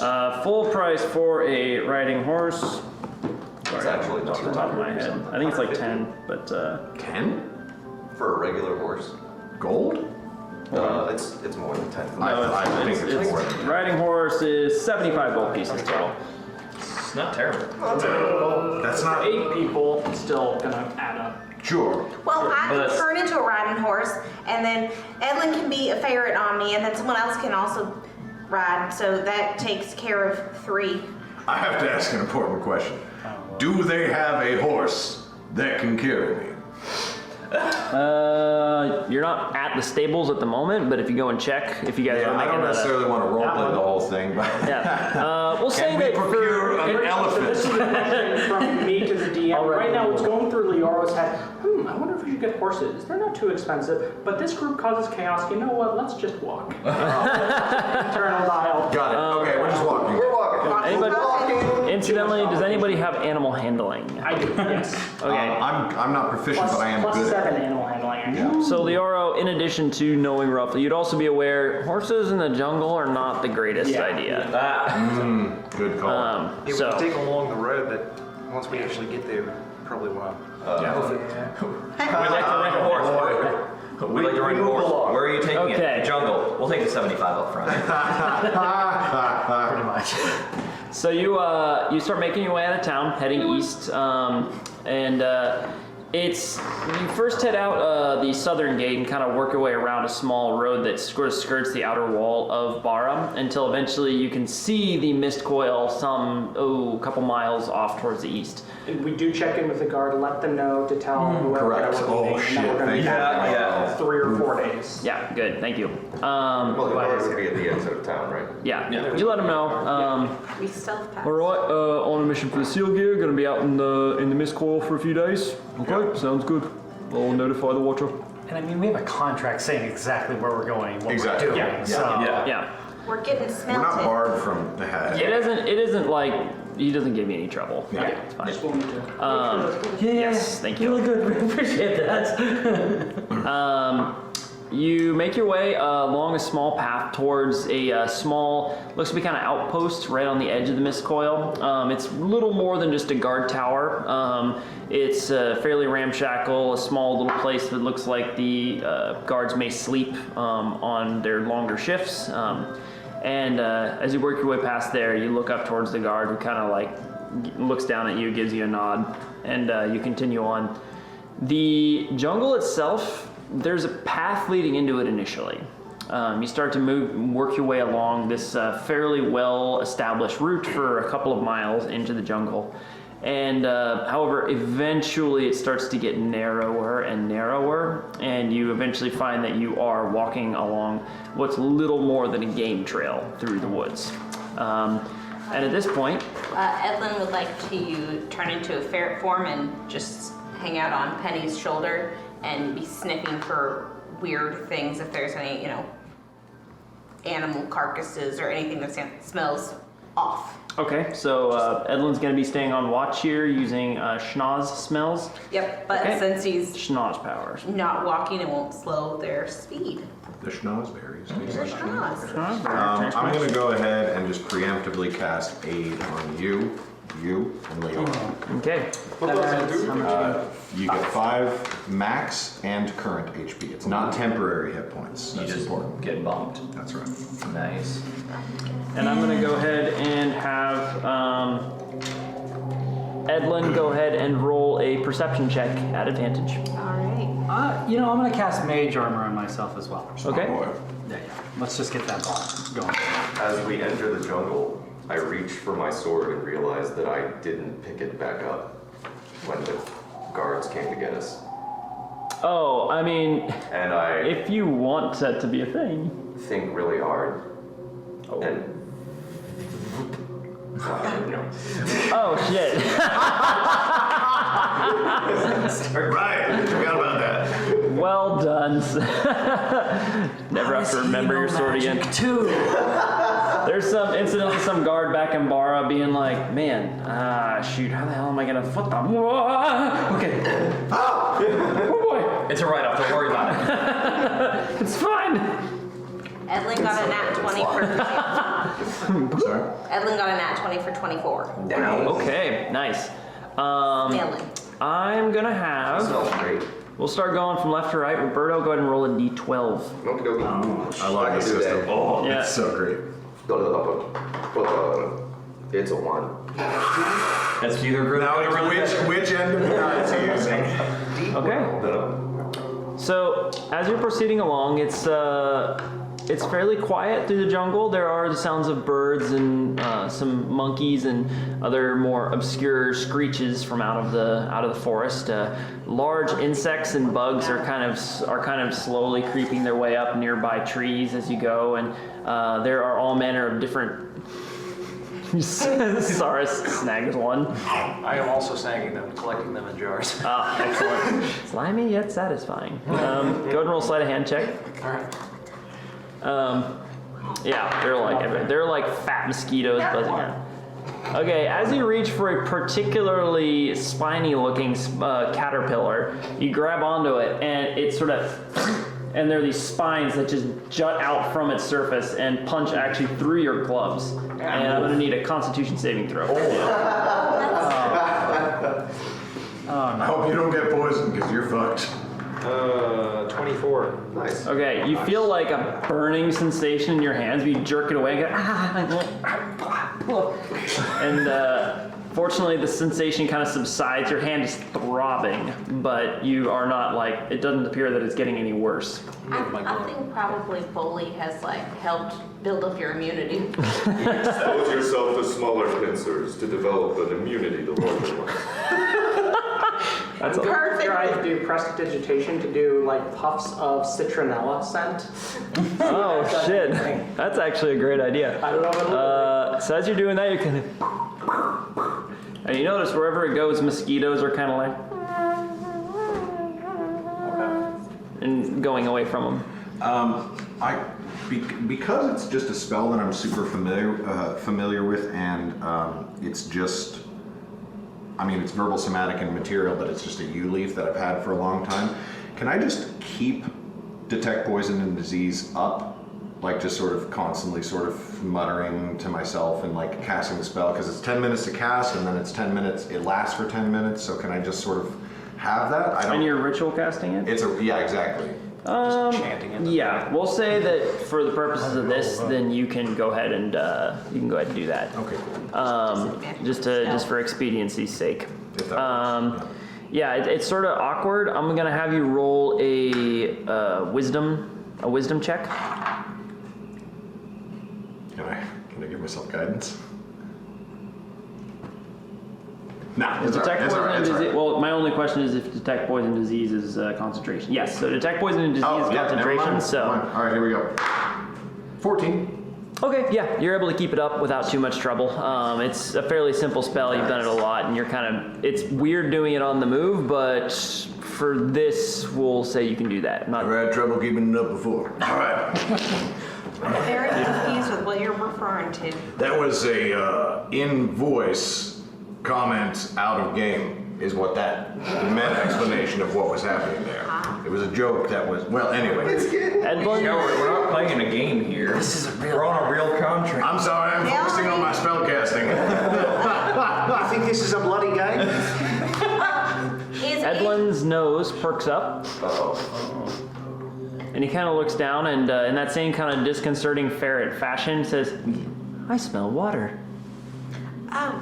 The waterfall? Hey guys, let's hold up for just a second, so like 10 minutes, and I can give us all a water walk for an hour then, just in case it starts getting mucky. That's a good call. Actually, yeah, I don't mind sitting for 10 minutes. Is that also a ritual? Yes, Okay, cool. that will. We do that. Okay, you all pause for a minute and Penny casts a spell. Again, there's these kind of flowing water tattoos moving up her hip. Yeah. And you all suddenly feel kind of this. Can you do it? How many people can you do it on? Up to 10. Oh, then you're all good. As you're walking along, there are various puddles you sometimes step in. There's pretty constant rainfall in the jungle here, and but as you go, you step down into a puddle without realizing it, and your foot comes down firm, and there is, again, like this sort of coalescence of maple leaves that have just drifted up from seemingly the depths of the water and are holding your feet up. I forget how fucking cool you are all the time. That's fucking cool. I think it's fun. Yeah. Anyway, helpful. You continue on forward, and the smell of water, now all of you can get it, and it's a very, very nice smell. It's kind of, it's riverbed, moist earth, and as you proceed, you come across a small river that's kind of flowing through the jungle at a fairly sedate pace. This isn't like a rushing river. However, the water is crystal clear. You look in it and you can just see this all the way to the bottom, small fishes and small arthropods kind of crawling around in the depths, and mostly it's a rocky riverbed. How deep is it? At its deepest, it looks to be probably about chest deep on probably Desmond. So like hips for you or something. Sure. Yeah. Cool. Up to the eyebrows, I think.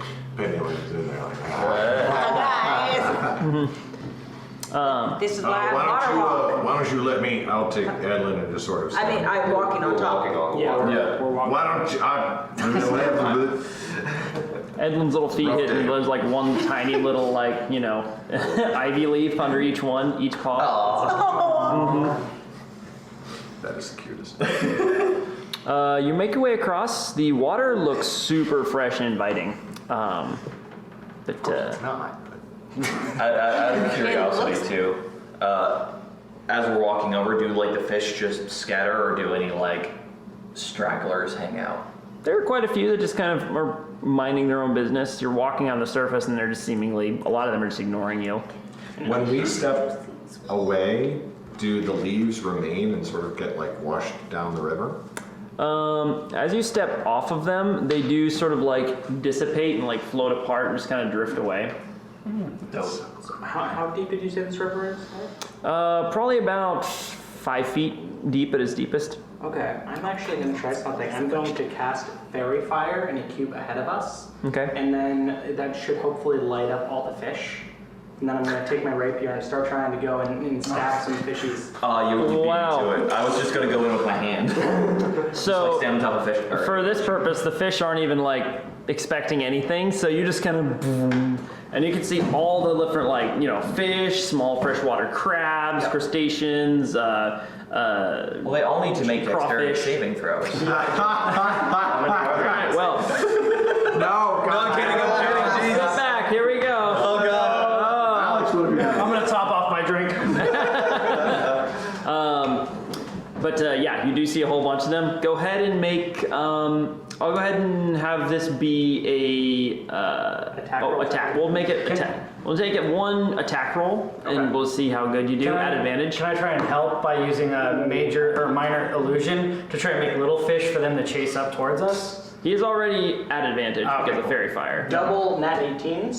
So for 23 total. So, Your attack is. you only want to do this +5. as well, Cyrus? Oh yeah, I just want to like just try and reach in and grab one. So I guess would that just be a dexterity check? Make it a sleight of hand check. Okay. Maybe with the Yeah, we'll make this an advantage for Fairy Fire. Whopping +0, but for advantage. That's alright. But for. Not bad. 16. Oh. So between the two of you, Leoro's kind of, and eventually you kind of bring your rapier up, and there's just like an entire just shish kebab of small fish and trout, just like boop, boop, boop, boop, boop, boop, boop, boop, all the way up the blade. Sweet. Saurus, you kind of are like, and you come up, and there's just like 3 fish in each of your huge hands. I got at least 5. Are there still any in the water glowing from the fairy fire? Yeah. There's, Inflict wounds. No, I'm kidding. They just float up. lightning bolt. Thunder wave. Oh, you don't want to like the whole party. Some people leave save us. Not a great insulator, as it turns out. All right, so you do manage to acquire, we'll say, enough rations for your entire party for today. Nice. And fish. Nailed it. I'd say worth a spell slot. Yeah. First level spell slot? Yeah. I'm okay with that. All right. Nothing untoward seems to happen with the river. Each of you, Saurus, you especially, with your hands just drenched in this water, it's like cool and refreshing and just feels fabulous. This is fantastic, and I'd take a dip if I could. All right, let's keep moving. I'm gonna say you can elect to swim even if you have water walking. It's not like you're locked out of liquid. I'm staying on top of the water. Oh, what a cool thing. If you could do that. It's like, oh, we need to get away from a bad guy. I cast water walk on him and jump into the ocean. He's like, I can't. I can't do it. No. Nope. I'm gonna rule that you can elect to swim. Water walking gives you the option to walk on the surface. 10 willing Target creatures. creature submerged in a liquid. The spell carries the target to the surface. 10 willing creatures. Oh, yeah. Okay. Really? But yeah, so. That would be hilarious. And it says grants the ability to do this, so Yeah. it seems that. nice. All right. All right. As we You proceed onward into the jungle. I'm gonna need a survival check from somebody. Up to 2 people or 1 person can be aided. I'll try it out. Okay. Are you gonna do it at advantage or me and you? You and I. Okay. That one. Oh, Okay. no. Survival is are we 14. 14. Okay. You're not making terribly good time, but with a 14, you do manage to stay on track. It takes you a moment. Occasionally, you have to like use Druidcraft to check direction to wind and all that. But eventually, you do manage to successfully make headway towards your destination for this leg of the journey. I have no idea where we are. We're in the jungle. Oh, You're welcome. Welcome to it, by the way. Welcome to the jungle. I clap my hand on his shoulder. Hey, wherever you find yourself, there you are. He's back. Don't think about it too hard. I was trying to figure out if you were casting a spell or not. Nope. Nope, just That doesn't make words very with- much sense to me, but then again, you are very tall. I see Penny casting Druidcraft effects, and I give it a go myself as the normal way I've been trying to learn magic. Oh. And I'm very surprised with myself that, hey, look at that, I can do the exact same things. Oh, really? Hey! You have Druidcraft? appears. Yep. Dope. Interesting. Oh yeah. Interesting. Artificers. None of this makes any sense anymore. Nothing does. The Furbolg can detect magic. He can't even tie his shoes. He doesn't even have shoes. I don't have shoes either. All right. Okay, proceeding along, you make it to about a little past midday. You're all starting to get a little hungry, but you can take a pause here if you'd like, or forge on ahead and try to push yourselves and make further progress. Have some fish. Yeah. Don't let us spoil, I think. Yeah. Okay. You can all go ahead and mark off a short rest as you kind of gather together in a camp in a comfortable clearing. You take an hour to just breathe and recover your energy. Sweet. Nah, yeah. Okay. I should have cast my explosive shots. All right. Popped a couple Next bits. half of the day's journey, you all get up and start to continue along into the forest. I'm going to need Desmond to go ahead and roll a d12 now. D12. 10. 10. Maybe? Okay. See a dragon. That's And then is good. anybody keeping a watch out? Oh, for sure. Okay. But during our short rest? During your next leg of your journey Okay. as you're going along. I think Edwin is still. Yeah, he's always kind of Okay. smelling. We'll have him make another perception check. And actually, And then we'll also need a survival check from somebody. as far as I know, I get my bardic inspirations back. So if once we were taking a rest, I was probably going to go ahead and do a couple of mantle of inspirations, give everyone 8 temp HP. How long does that Oh, last? nice. I don't 14 think survival. I can't, so All right. Leoro gets really sexy for a minute, and you all go ahead and get 8 just temp a HP. really good song playing for a bit, and I started to start glowing, and you guys start feeling really good. We go Wow. a little bit faster during that leg of our journey. For that next 6 seconds. Yep. You know, Nah. Now you're melting well. And 14 for the survival. Okay, 14 for the survival. You managed to keep things on path again. As you're going along, Are we doing 2 survival checks? 2 people, right? 2 people. I'll jump in on this. Okay, cool. Oh no, the song's gotta be Welcome to the Jungle. guidance. Yeah. Yeah. 14. 14. As you're going along, you both, Sars and Helry, managed to keep the path as well. You're not really making extra time, but you are not getting off path at this point. And you start to make it deeper into the jungle. Here, vines start to grow everywhere around you. These large tendrils kind of flowing up from the bases of the trees all the way up into the canopies. You can see shapes flitting around through the branches above your head as the dim light that sort of makes it almost hard to see down here with how concealed the forest floor is by the dense foliage above you. And the air starts to really smell deeply of mud and dank, as well as kind of spicy aromas of different plants that are around. But I'll point out any venomous plants or animals that I see. okay, I will you will collect them. That one is super venomous. What are you doing? Okay. Not why I told you that. You point out several nasty-looking bugs and plants as you're trying to collect them. Yeah. I'll go ahead and have you roll a sleight of hand check again. Desmond, if you want it. You're gonna be just fine. Hang on, no, I didn't. Guidance. Okay. It makes sense. What? Also, bardic inspiration. Just he's got to be constant. I don't know. If you ever ate it, you've got a bardic inspiration D8. Oh, so- I've got my regular inspiration. I want to do that. Oh, actually, yeah. You've got all those. Okay, there we go. I guess I still get to use that guidance. Yeah. So that's 22. Oh, 22. Are you doing guidance or in dropping I everything? did guidance. Yeah. All right, you managed to, there's a large kind of purple iridescent moth that flies by, and you manage to scoop it out of the air as Helry's saying like, yeah, don't touch it, oh, okay.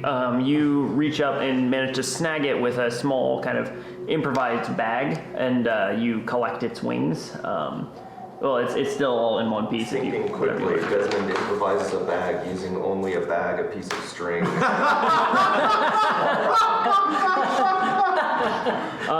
Go ahead and add one. Thank you, Dave. Purple Deathwing to your inventory. Purple Deathwing? Oh, Worth it. So good. That's probably worth like I will. 6,000 gold, right? Now that it has fallen, I will begin again ritual casting and detect poison. Yeah. I got a degreaser out of it. All you want. If there's something poisonous, let me, and I'll just mage hand like out in the air a little bit, like, let me grab it for you. It's a great idea. Oh, where's the fun in that? You do also manage to gather up a large kind of large blue centipede that was crawling down a tree branch. Grab that, shove that into a bag as well. It's an ochre striped striped crawler. Striped crawler. This is how Pokemon happen. And you also managed to acquire what looks to be, it's like a small pink flower, kind of folded over, and this one actually recognizes a foxglove. to make them fight each other. Very poisonous. It's like when you have action figures together. But you continue along, and once more, it seems like the journey is fairly uneventful. There are no particularly dangerous beasts that come out of the woods this time to find you. The sun is now setting down over Moon, and you begin to see it slowly freezing on the horizon. And you... this would be a good time to make camp, or you are welcome to continue trying to march through the night and So gain some ground. I think we can. What does Edlin smell? You had.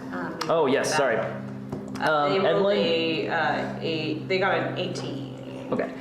Edlin keeps a weather nose out, and also kind of like is noticing the various venomous insects and flowers and plants around, but at this point nothing particularly seems to draw their attention. Lero, can you make the hut for these freaking mosquitoes leave us alone? Yes, I'm gonna cast Lumen's Tiny Hut. Okay. And start prepping, doing that whole spell. Is this the first time y'all have seen this? No, we've done it before. I thought we had it up on the road. Once before, because I was Okay. casting an image up in the top part of it, I think, but Oh, yeah. I forget if that was Nice. in there or if it was in a building. I feel like we've done it like 2 or 3 times. In any case. Okay, but Liam's tiny hut goes up, and you can see now there's beginning to be a drizzle in the air. Rain is starting to pour down. You can hear distant thunder over the mountains. And just in time as the hut goes up, and you all gather inside it in the warm, temperate environment that Liara has established for you. This is perfect. Now the insects cannot escape. Reaching out of the dome and clapping. How do we want to do watches? I will do another instance of fairy fire in here, so to make it easy to nab all the insects. Cast Scorching Ray. Leave low for a while. I have to stay in here. I would like to make a voluntary dexterity check. Whoop, got him. Oh, what? With a dirty 1, I try to swat a mosquito and slap Sars in the face. You grab that. Shit! I was trying to hit a bug, I swear to God. Well, I hope you got it. I did not. Here's the word next time.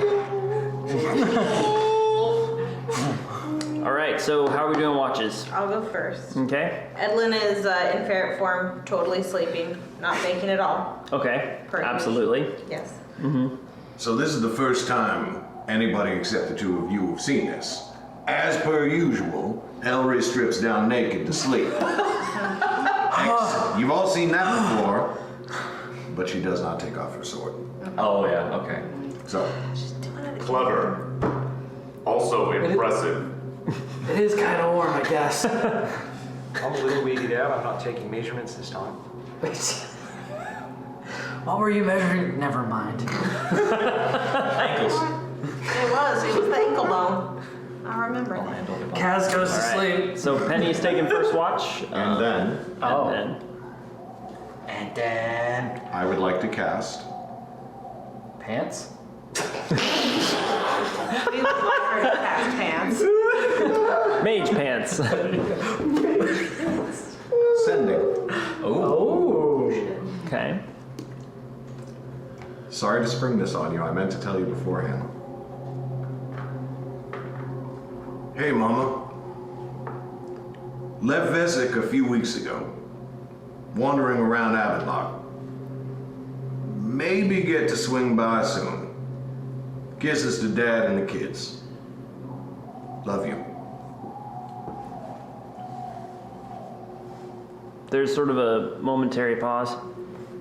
Hillary? Is that you? Man, it's been a coon's age since we last talked. Boy, I sure do miss you, darling. I tell you what, Papa's been real busy with the... Yeah. Oh. I'll tell her next time. All right.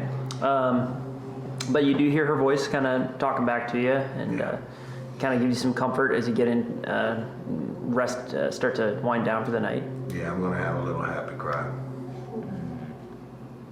That's it. I go to bed. Okay. Alrighty. First watch, go ahead and roll a perception check, Penny. Yep. And while I'm sitting there, I guess alone, I just kind of start doodling in the dirt, and I think about when I used to go hunting with my dad, and how he would always draw this symbol that he said was kind of a symbol of protection of an eagle, which I mean, eagles are pretty and everything, but it didn't really connect with me as well. So I just was kind of doodling, and I drew this nice chanterelle mushroom. And about the time when I finished that picture on the ground, around the tiny hut is kind of this dark swirl starts to appear. Just ever so slightly. And I'm casting Heart of the Moonlight and Shadow. Ooh. So this is a point of the center where I did my picture. An invisible sphere, which grants 30-foot sphere, grants a +5 to stealth and +5 to perception checks within it. Ooh. And light and open flames can't be seen. So when I was reading it in the book, it was saying like from an external, it's a little bit of a like dark cloud-ish, which I know we have the hut, so we're already obscured. But anyone who is now taking watch will get a +5 to their perception checks. Nice. Nice. So with that, Okay. perceptions. How long does that last? For the duration of the It's short or long rest. Oh, It's like a hut kind Yeah. of thing. gotcha. Um, That is a good pairing. Yeah. Yeah. We're gonna be safe for a lot of things. I like Perception. that. So 21. Ooh, very nice. Okay. One second.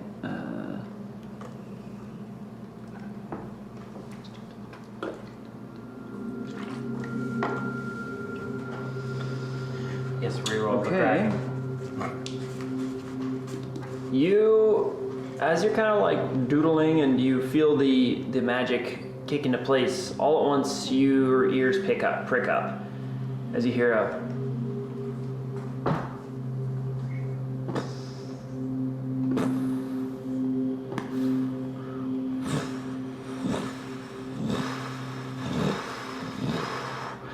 as it sounds like something large is moving through the jungles nearby. There's kind of a crashing sound and a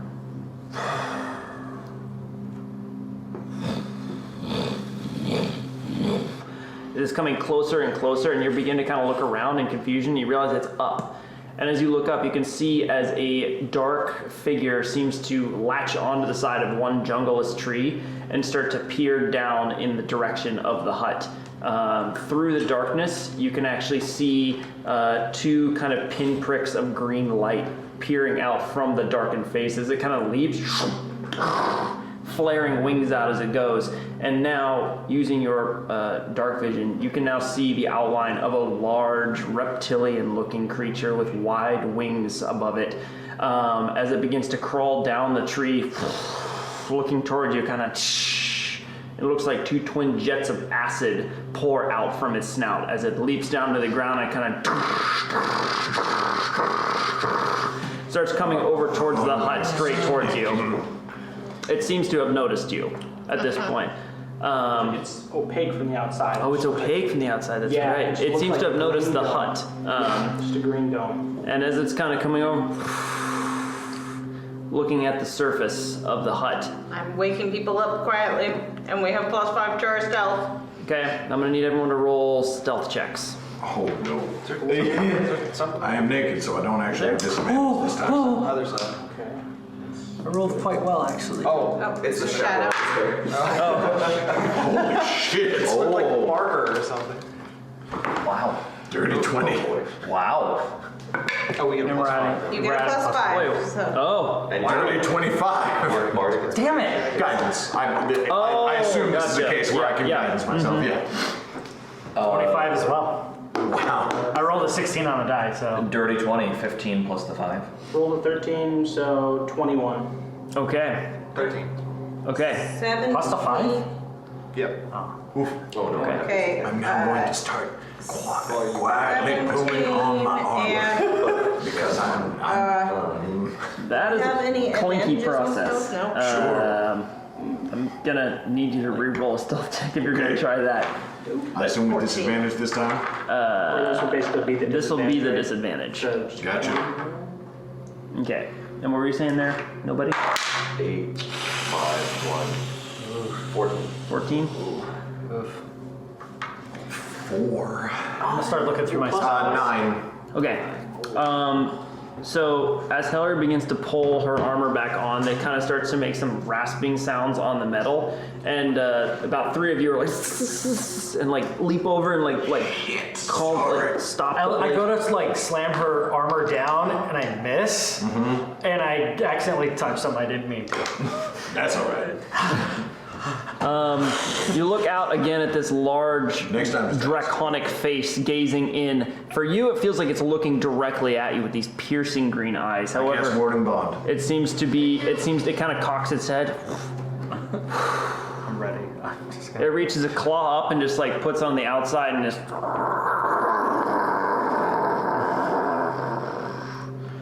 It's so delightfully smooth. It kind of looks at it again. And then climbs up Oh, God. up on top of it, kind of looks around, and then curls up on the roof and beds down to rest. I'm going to use thaumaturgy to cause the call of a crow in a tree you won't be able to cast 30 through it. feet away. You won't be able to cast through it. You need to step outside of it in order to cast something away. What's the wording on it? It says spells and magical The effects spell can't can't, pass yeah, through it. can't extend through the dome or be Extend cast through it. Or be cast through it. Got it. So, yeah, I was I'm thinking not about going to do advantage, the but- thing that I just said. Oh, shit. So, I guess technically my Hearth of Moon Shadow is on inside. Yeah. Out of shame. Does anybody have the message cantrip? I do. Okay. I'm a powerful wizard, but I don't know that one. I'm not sure if I've woken up yet. I woke everyone up. Everyone's awake. Why? I think we should try to rest. And I'm being as quiet as possible, but for cameras, I think we should try to rest, and we should then give ourselves the 8 hours we have. It can't pass through. Be ready in the morning. to let it drop, and we hold our weapons beneath it. Let it fall and impale itself. Kaz just looks at you and he just points up. You want us to rest? Pointing up at the whatever the heck's above us. Yes, it cannot pass through for the next 8 hours. I'm not saying this out loud, but that is the worst idea, and I do not have a better one. If someone has a better idea, let me know. But at the moment, it doesn't seem to be able to do anything. It doesn't even seem to really care. It's just... This actually reminds me a lot of living in the cave. If you guys don't think you can even sleep with this thing... You know I'm whispering. We're on camera. But that's 5 feet away, and it's a dragon! It's already 10 feet up, 10-foot radius. 10 feet 10 up. foot radius, we are 6 feet tall! I'm 8 feet! It's 2 feet away from me! I'm freaking out! I'm going to cast Calm Emotions. He's hotboxing us right now. Okay. I needed that. Okay. Yeah, actually, it is all of us in this sphere. We can choose to, like, make a charisma saving throw if we don't want to, or we can choose to fail it. No, I will accept this. It's suppress any effect causing a target to be charmed or frightened. So technically not an effect, but it's still like, you know. It's still taking the idea. Purpose. It's the general gist of what the spell does. Yeah. You know, calming fear. If we want to sleep, right now we should all feel much more calm. Let's try and take advantage of this time. I don't have too many more of these in me. So. Cyrus is already curling up. All right. Have we determined that the hut has a floor in the past? The hut does not. In mine, it does not. Okay. In mine, It it can- does, for the record. It can be Yeah. dug under. Are you thinking? Oh. We could actually It is dig a hole. specified as a dome. Except for So, and Dior. just having an impenetrable force field at level, 5 is Yeah. bonkers. There's literally like no way to get through without a spell magic otherwise. Around and above you, yeah, it doesn't say anything about below. So, yeah. Yeah. So, in my world, it can be dug through, and Leora, you would know that. Yeah, this doesn't seem like the type of thing that's going to do that. So, at the moment. Right, That we know could of. dig a small tunnel that we fit in and it doesn't, and as soon as you leave, then it drops down onto a trip. Or we are just the trap. We just drop it on us and kill it. It's quite heavy, I'd imagine. I've never tried lifting one. Yeah, is it covering the entire surface of this Yeah, I building? guess what is the actual size of this thing? Let's see. Your dome is 20 feet across, right? 10 foot radius. So currently, it is sitting and occupying about half of the total. It's not a huge dragon. It's probably a young dragon. God. But is very obviously a dragon from what you can see, and is definitely like taking up a space about 10 by 10. It's met us halfway. We just need to make the dungeon now. And then we win Dungeons and Dragons. Now you win. That's it, that's the game. The whole time. This is the BBEG.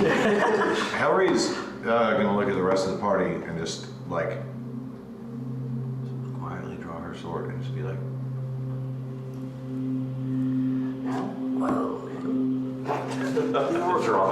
Leora's down a couple spells, right? You down a couple A spells? couple spells, not tons, but you know, like, yeah, I've got most of my spell slots left. So here's what I'm thinking. He rests up. Some of us dig a tunnel in case we need to. You can just So, you can just leave too. It's Yeah, this is a little bit out of game, but we've experienced. We're all experienced adventurers. We all know each other. The hut ends before your rest does. And I think I have a 4-hour rest, You're an elf. so I'm good. This plan is great. Let's do it. But you guys still need a rest. Yeah. I'm good to go. I've spent a couple of spells, but like Just I'm from good an to exhaustion go. perspective. Yeah, but sure, but again, the hut is going to end before my rest does. I think the idea is that those rules are kind of fuzzy and it's designed where everyone can take a full rest within the hut. We can even But- fight the dragon and still get a full rest. Well, we don't. That's what I'm saying. Is sure. like I don't need. I'm ready. I want. So So currently you are in about hour 2 of the hut duration. So if everybody other than Penny has already gotten almost 2 hours of sleep, so take that how you will.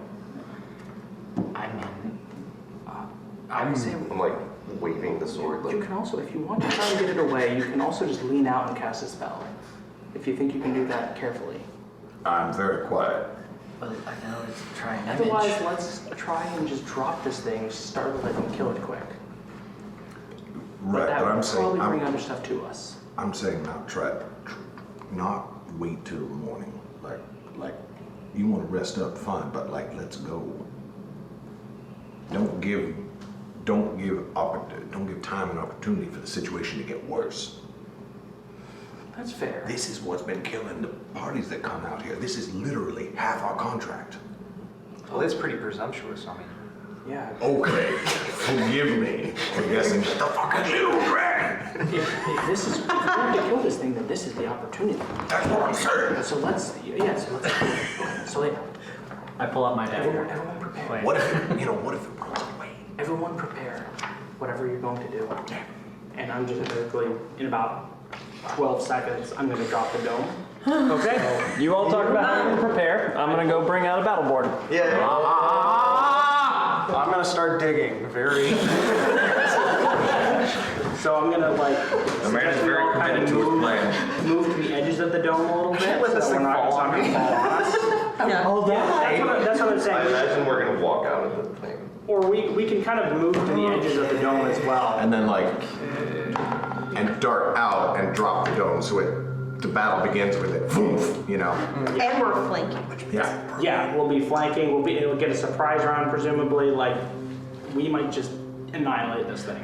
So let's build a punji pit in the middle of the dome. That's what I was thinking. There So we it go. falls down right on the spikes. Yeah, with I don't know that we can do that without waking it up. that's true. Yeah, just as far as. It's just, we'll take your javelin. Oh, you don't have javelins. I have javelins. I have like 2. We'll take some javelins, we'll just put them in the dirt. Yeah. I mean, Okay. I'm kind of planning on doing that, taking them and Cool. We put 2 javelins underneath its belly. Just Okay. embedded into the dirt. Okay. Good. Actually, ooh. Let's see. We love an ooh. So how big is the tiny hut? 10-foot radius, so 20 feet wide. Okay. nice. And who's gonna drink these? I lift up a vial that has some clear liquid with a green goo ball in the middle. I have no idea what it does. thirsty. You called it. I have no idea what it does, but good luck. Let me know. It was refreshing. And Gonna cast resistance on nobody. You cast resistance? Oh. Wait, how does that work? Gives you a D4 on a saving throw. Oh, okay. You choose whether to use it. Okay. I drink it. No, I think you'd only give me 15, so just an extra +1. That was rather small. My God. Oh yeah, that's right. Jiggle my water canteen. And I think probably all of our HP modifiers are gone by now. Yep. And Edlin is Well, back is to eight- elf form. Oh, 8 is still up? Yeah. Oh, okay, cool. Yeah, it 8 lasts still? for, yeah, it lasts for 8 hours. So. Yeah, So we still have my bar. Major. 5 bonus HP? Yeah, not you. It's just the squishes. Oh, okay. My mantle of inspiration doesn't really say a time. It's And until- the rules on temp HP say if it doesn't specify a time, it's till your next long rest. Okay, so we haven't haven't finished our long completed rest. yet. That's so right. So who cool. gave, So we who'd still you have give the temp H? Everybody, because Everybody gets bonus the action 5 that temp. we generated Oh. on our short rest. So Gotcha. So I just like that. So Edlin is So I can elf form. survive And 2 then attacks. Yeah. Sir Jesse. Well, you also Yes. Would I, because we saw them I do see. acid Your AC goes up already, and all your saving would I throws. be Don't forget able about that. to Yeah. do a see. nature check or something like that to be like, if I know anything about those types of dragons? Go ahead and roll a go ahead and roll a nature check. and you could you angle the camera down just a little bit? Like, boop, A little more? boop, A little more? boop. A little more? Do A little more. Keep going. Keep going until we say so. done. There we go.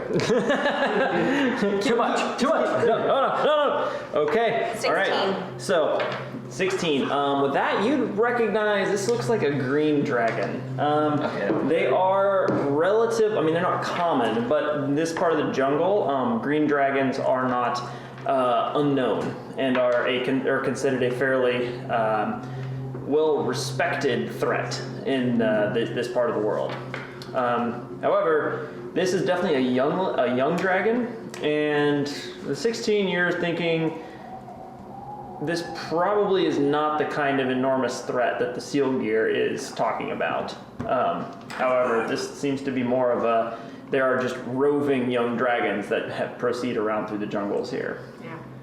I'm going to attach. And it uses poison breath. I'm going to attach the black iron daggers to the javelins in a reverse fashion, so they are like a harpoon hook kind of thing. So they falls onto it and then it gets them again. Or it just can't get out. He gets stuck in there. Oh. I mean, you shouldn't have any trouble like pulling the javelins out of the ground, but like. Okay. It's stuck in there. I like So it. y'all carefully assemble your traps beneath this creature. At this point, it's kind of. And when we run, we should really give him a big amount of room, because I could also make that whole area that falls onto extra spiky. But it has to be a 20-foot radius instead of 10. Also, Maybe we get us three on one side of it and you kind of separate on the other Is this- side because This Leo. That's one of my minis. I don't know What, why. your minis? That's not right. It's like, who's that? There's Cass. Missing. Do I have Leora? Where's Leora? Oh, he's unpainted. He's unpainted. Hold on. He may have gotten misplaced at some point. So we're not doing the crawl in and tank him kind of thing? I'm not doing the what? We were gonna crawl inside the dragon and just kind of Voltron use him. I'm making an animatronic suit afterwards. Yes. Well, it is. And Well, just that's sort of some sort of- speaking of that, exactly why we got the bag of holding. Some sort of dragon-themed pizza and game restaurant. now here's the thing. There you go. Here's the thing we have to worry about. Does it have a parent? Franchising, that's right. Oh. Oh no. Because that can go real bad. Does it have a parent? Oh yeah, I was gonna say, is this like a bear in the woods? Well, everyone has one. I mean, in theory, yes. Well, we Is can it just find dry? whatever for now, and I'll try and locate it at some point. Excuse me. Bless you. All right. Would I be aware of That's weird. He's whether gotta be or somewhere not around here. this kind of dragon would be susceptible to a toxin that I could create from the foxglove or the crawler or the deathwing? And we got Penny as well in I don't here. know if you have time to, well, I guess it doesn't matter. We have 6 hours, technically. We're gonna give this guy. We're gonna make you this guy for this time. If that works for you. Yep. All right. Badoop. Jesse, how much do I know about dragons? I'll let one more person roll an Arcana or Nature check for this. Do you Desmond was asking questions. Yeah, I think already. Des was asking first. So Des, do you want to go for this? Well, I was asking, do I know if maybe they'd be susceptible to a toxin I could make from any of the creepy crawlies I picked up on the way? Okay, that would be our second Nature check on dragons. If you want to take that, you can go for it. What was your idea? I just actually suddenly realized. Well, I don't know how. Like, Hellry's probably freaking out, but if Penny knows that this is probably not like the threat that's wiping out the initiates who have been coming in here. I'm sure it wiped out some of them, but not all. Okay. I mean, we could try talking to it.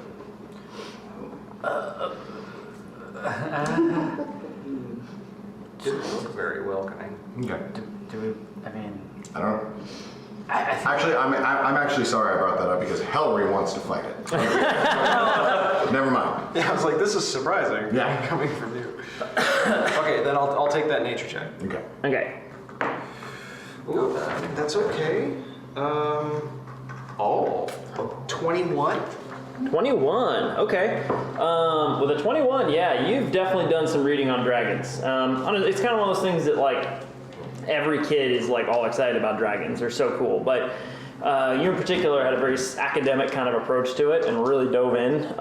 Green dragons are considered one of the more, they dwell in forests and jungles and are considered one of the more cunning and dangerous breeds of dragons. The young versions aren't nearly so cagey as their seniors. However, they do still possess a great deal of intelligence and breathe poison breath. And as far as immunities, they are immune to poison. Okay. So any kind of poison or toxin you might try to use against them would be ineffective. All right. Getting speared in the stomach, though. Spear in the stomach definitely works on green dragons. Well, I was going to make a poultice and put them on the javelins, if that might work. Just attach the moth to it. Yeah, right.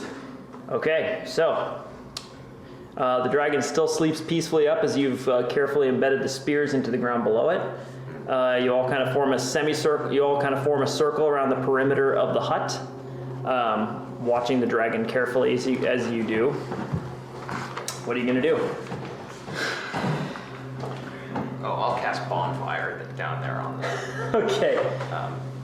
where the javelins are. I cast Shield of Faith on myself. Okay. I clean myself off. Okay. I'm going to cast Major Image above the layer of spikes to make it look just like the normal ground. Okay. Between it and basically, so it's not going to immediately realize it's falling on spikes until it happens. Okay. Okay. I'm going to cast. I'm not going to cast Shield of Faith. Oh, I'm going to cast Enhance Ability on nobody. nice. I hold the booming blade. And actually, never mind. Scratch that. That's just not. Oh, he's also drinking the potion just Oh, before yeah, I we drank drop it. I was thirsty. Potion Okay. number 7. Good. You throw back the potion and He's already got the number, I think.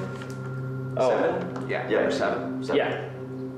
And that's the potion number, right? Yeah, potion number So, Oh, boy. as you throw this potion back, you manage to throw it back as the blob on the inside is expanding. As you do, you're oh, and nobody suddenly is filling almost the entirety of the inner of Liamon's tiny hut, hunching down below as he has just been subjected to the enlarged spell. I am very carefully trying to avoid the friggin' plungy trap that we just made. Yeah. Oh no. I'm wrong by now. Okay. Well, that's fascinating. I'm gonna need one more stealth check from everybody Boy, while they're doing all of this. guidance. And plus, you still have that +5. Yeah. Oh shit. Wow. 8. 26. Damn it! No, 27. sorry. You can. Not 20. Nat 20. Okay. 21. Okay. Yeah. I was like, how in the heck does Hellry get 27? 8. 8. Fittingly, also 8. Okay. 27. Okay. 26. Oh, plus the 5. We're still in the zone. Yeah. That's what the 25, and then Edlin only got a 32. That's too bad. Damn it, So, Evelyn. sorry. So, Sorry, despite Harry. sorry. Well, for nobody, this basically is pretty obvious. As you're expanding, you're like, and then, but everyone's like manages to kind of get up and like muffle you. Saurus, you're like right next to nobody as this happens. You're like, but you're also similarly muffled as the general average of the party is quite high for this one. And also, if nobody is a giant, I would not cast Enhance Ability on them. I would cast it on myself. Okay. Nice. Good. All right. Any other preparations before shit hits the fan? I would like to hold a spell, hold an action. Okay. This thing's got wings, right? I want to clarify that. This Yeah. thing does have wings. Gotcha. So, I would like to hold spike growth for once we can disperse enough. Okay. So, Hold spike growth for what's the trigger? for the crew being far enough away. Okay, so like once everyone splits off into every direction, then okay. Yeah, so I'm gonna be putting it basically a little bit skewed so the dragon won't be in the center, but it will be kind of on one side so all the melee people can still come and hit it without going into the spike growth. And I'll stand over next to nobody and pull Cyrus next to me, so we're forming like a little trio. Nice. Okay. Similar with the holding a spell, I'm going to hold Fairy Fire to cast right into the middle once we're all out. Okay, cool. I'm gonna take my last scroll and the mage armor scroll. I'm gonna cast it on Saurus. So I think that ups Okay. you to 16. Yeah. Yeah. I'm going to hold the attack action. Okay. Carefully Okay. crawling on all fours, like. Oh, I'm holding my action, just book it. Just to freaking take off running. Cyrus, what's your dexterity modifier? +0. Okay, then you would actually be moving his armor class to... So it's 13 plus dex plus other things. Is it? And he has a shield. Yeah, I have a +1 Okay. shield. So I don't think shield combines with mage armor. I think mage armor cancels a lot of the other stuff. That's Yeah. the problem. Yeah. It's only good if it you're not just- doing other. While you are not wielding any other armor, If the target dons armor, are you wearing armor? no, no. yes, so, So I guess shield is fine, I guess. Shield could work.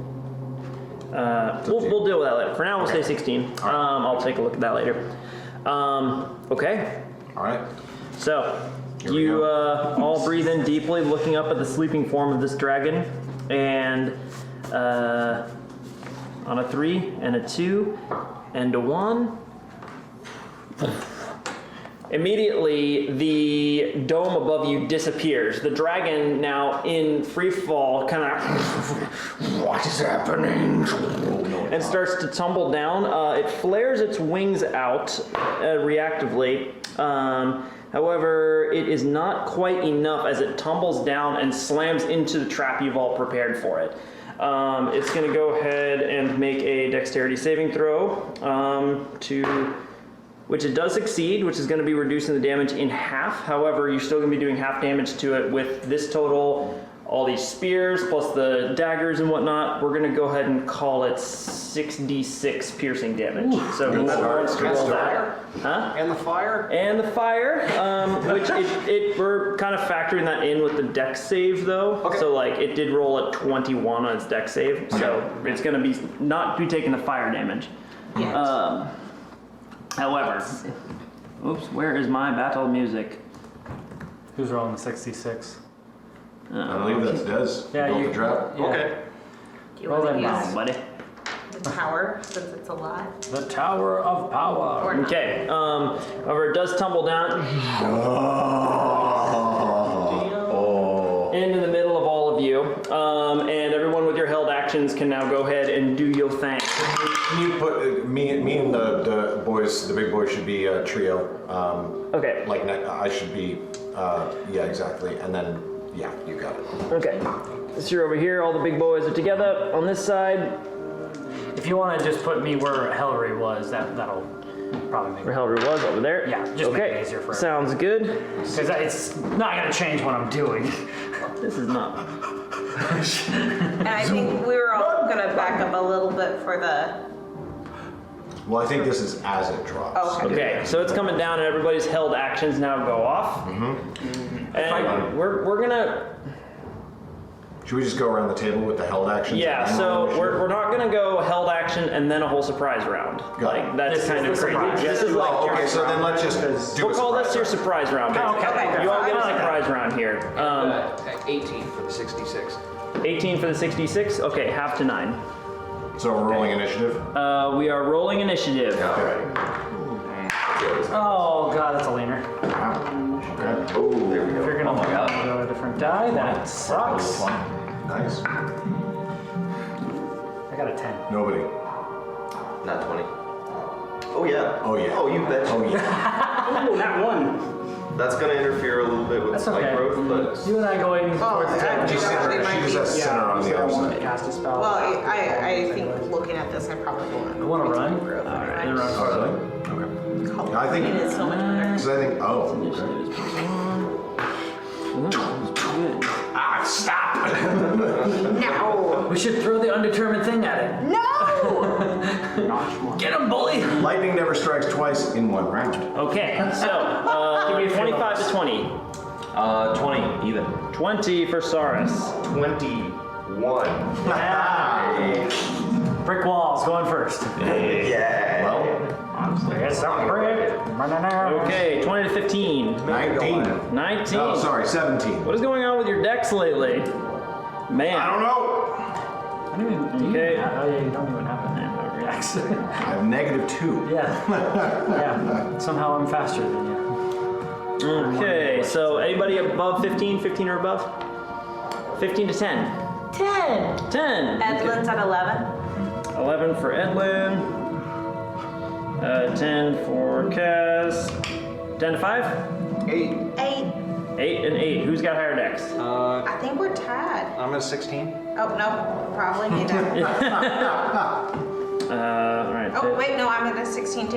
We're Okay, tied. that's just awkward. Roll off? This ends a So in this case, Yeah, that's happened twice in Thursday game with them. I think. Yeah. that's weird. It's like there's chemistry or something. Alright, I'm first. Something going on between the two of you? Getting some like vibes here. Okay, so there's Penny and then Desmond. And then I'm at a 4. Okay. Leora. Yeah, rolled that one on that one. You were Okay. too worried with the hut. You were trying to. Yeah. Okay, first up is gonna be, am I missing anybody? No, Quito is gonna go after nobody directly, so just keep an eye on that. And nobody, you're first. All right. I will. Wait. So this is just held actions. This is Surprise gonna be a round surprise instead. round. We're not doing What do you it. get in a surprise round? Basically, everybody gets to go before the dragon, and then we go into normal initiative. Is that how surprise works? Yeah. You get So all- basically, like, if he's initiative order 15, Right. he's gonna come up after the 3 of us, but he can't do anything, and then the whole thing comes back, and then you and probably the rest of us will get a second round. Well, that changes things. Okay. Alright. I do what I was planning to do. I hit it with a booming blade. Perfect. That was, well, I have to hit it, right? So here we go. 14 to hit. That does not hit, unfortunately, as the blade clatters harmlessly off of its scales. Does this do anything? Is there any flanking going on? For a creature of this size, I am large. you are large. Also, is it prone? It is not prone. It did succeed. It succeeded its dex save as it fell. So it hits the ground and does take some damage from the spikes. Let's see. From where you are at currently, something this size. Yeah, we've been going with large creatures being flankable. Anything above large, you can't flank. It's just like so big that it doesn't make sense. But in this case, it's a large creature, so yes, you can get flanking on it. Okay, and cool. currently, you are flanking with Desmond. Nice. I get advantage. Yay. Alright, do I hit it? It was about to be a 19 and then that one. I'm sorry. Okay, so 14 to hit. Things are happening really fast and the sword goes wide. It's also quite dark right now. So anybody who doesn't have dark vision, incidentally, is going to be rolling at disadvantage. It's sitting on a bonfire. I'm great. Oh yeah, there's a bonfire there, so you're good. That's true. Yeah. So, having missed my booming blade, I'm like, wow, that was a very dexterous dragon. Holy crap. Impressive. Action surge Okay. into a grapple. Okay. Okay, sounds good. Melee. At advantage because you are huge. That is right. Let's try both of these guys. Huge. Huge. Boy's huge. All right. That is 11 and a lot. Okay, yeah, it rolls let's see. Athletics. It rolled a 9. Okay, 18. Okay. I will use Grappler to attempt to pin it. Okay. Okay, cool. What is it? Oh wait, no. It says it uses my action. Never mind. Action surge in that. I did action surge to grapple it. Yeah. I have Pinning is an action. It's not part of the attack. So I will shove You will shove. Okay, sounds good. at advantage Wow. Balls. because I am grappling it. Ooh, boys! 17 plus 7 is 24. Nice. You succeed. It Yes. rolls a natural 1. Bonk! Bonk. Comes down. Apologies. All right, so an enormous nobody just grabs this dragon, like wrenches it around, just body slams it down to the ground. Okay, that was your action and action. You have a bonus action. I don't think. Where's that shove bonus action? Nope. No, shove is my second attack. Yeah. That's it. I've got it. I'll go with this one, maybe. Okay, sounds good. I have him prone and grappled. I do not have him pinned. Okay, he is prone and grappled, so he can't get up at least. That is going to end nobody's turn, bringing us around to Quito. Keto will a spear in his hand. What the heck is Keto gonna do? Keto's gonna hang out on my head. Okay. He's very small now, bro. Okay. He's like a little tiny toupee thing up there.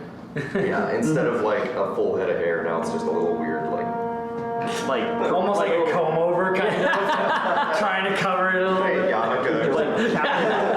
Like Captain Underpants hair up there. Yeah, A tiny little boop. it's very weird looking. All right, Saurus. All right, so that actually changes what I was going to do because I was also going to go down the gravel path. I mean, there is no really? reason that I'm also grappling him. Oh, Yeah, I think I mean, multiple people can grapple it. 100%. I'm pretty oh, sure. well then perfect. I'm going to just see what nobody's going to be like, that's a good idea. And I'm just going to rush on in, and I'm going to reckless attack twice.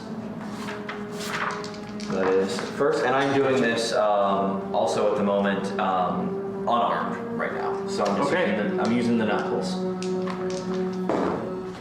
So that is a dirty 20 plus like 7, I think.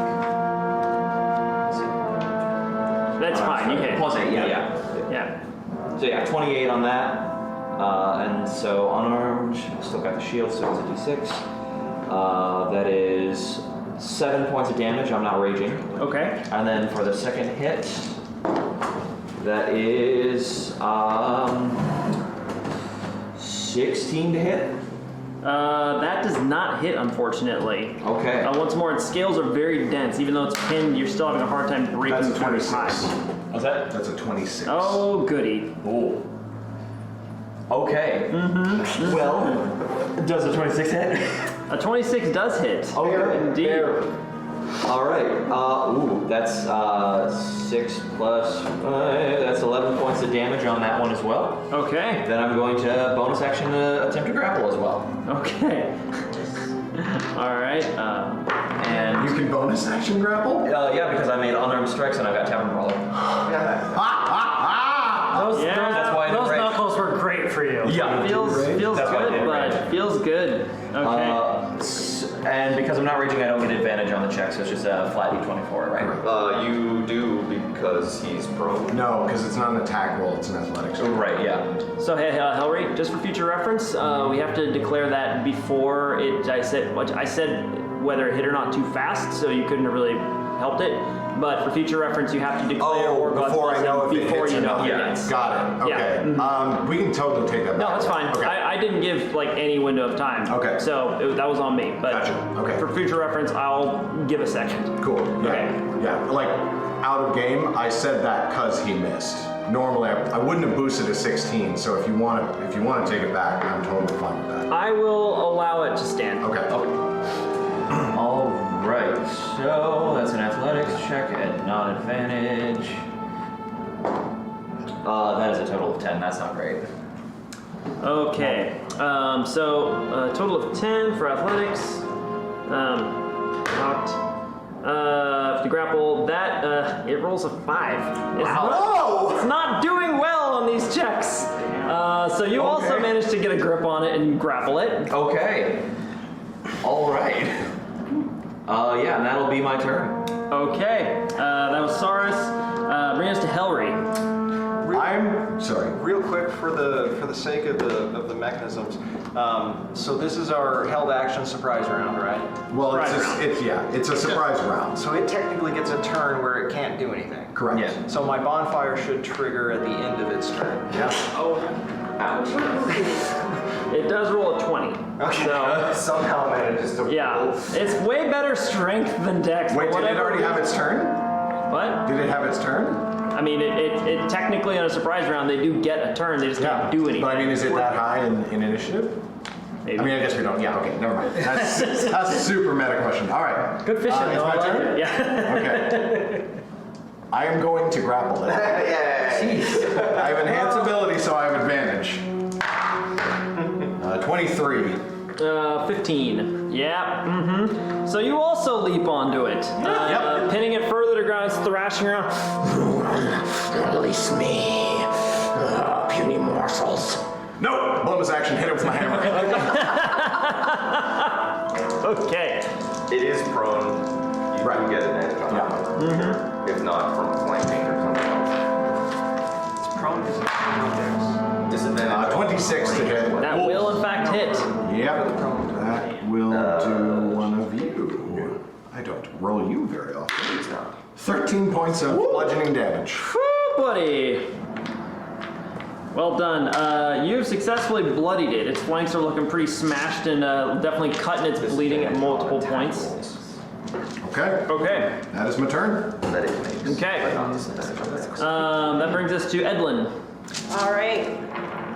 Give me 1 second. All right. So, Edlin has advantage on. Yep, it's currently prone. So, due to elven accuracy, it's triple advantage. Well, you roll regular advantage. You have the option to reroll one if you like. Okay. Effectively triple advantage. Yeah, effectively. Oh, well, I guess I'll re-roll the 18 to see if I get a nat 20. But if not, no, I'll keep the 19. Oh, So, yeah. we rolled an 18. So 27 to hit. Yeah, yeah. And we get sneak attack on that. So it's a 1d6 for the scimitar, yeah. Oops, we got 10, 15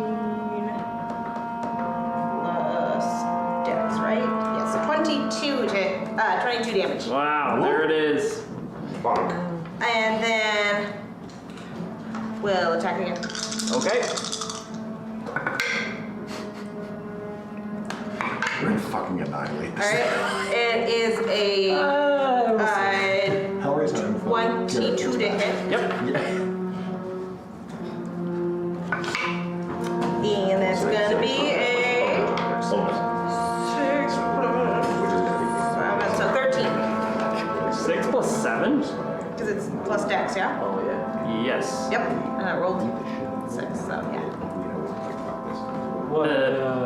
Wait, so you rolled a 6, and what other bonuses are giving it all the way up to 7 on damage?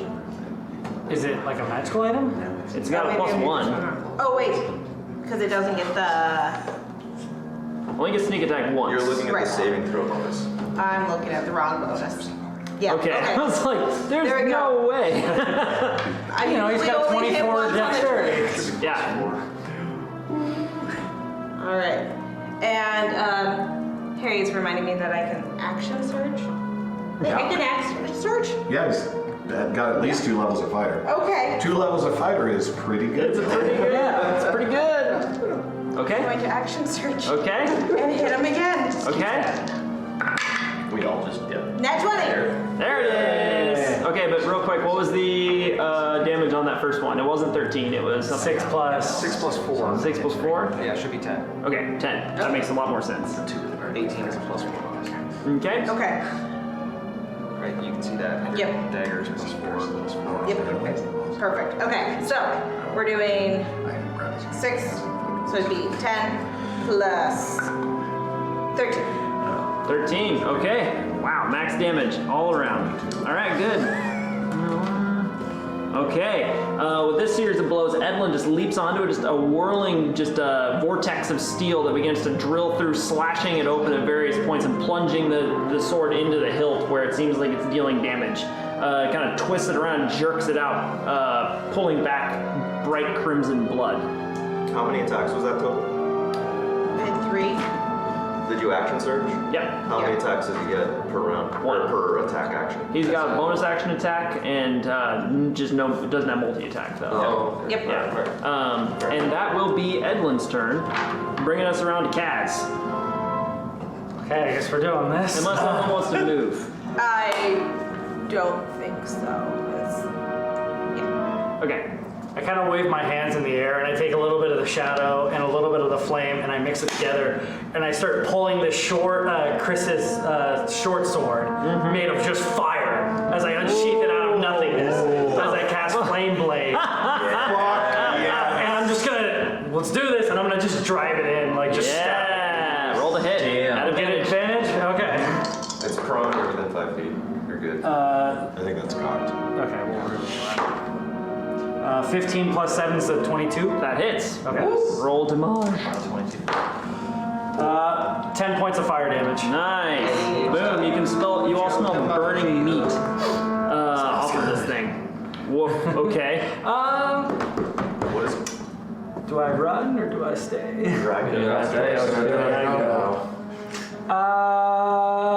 I'm gonna stay right where I'm at. Okay. Hope for the best. Okay then. You gotta let me know. Oh no, that's my bonus action too. Never mind. Continue. Sorry. Okay. That brings it to Penny. Oh. Okay. We're all on top of it right now. You're all just ganged up on it. Three of us are. Leoro appears to be under it. Yeah. Or in it. Or in it. You're going Yeah. on the plan. I like it. Okay. I realized something. Can I hit it with my hammer? Was I able to do that? You used an attack action replaced with grappling, basically. What I mean is, was I allowed to hit with a weapon that wasn't the sword?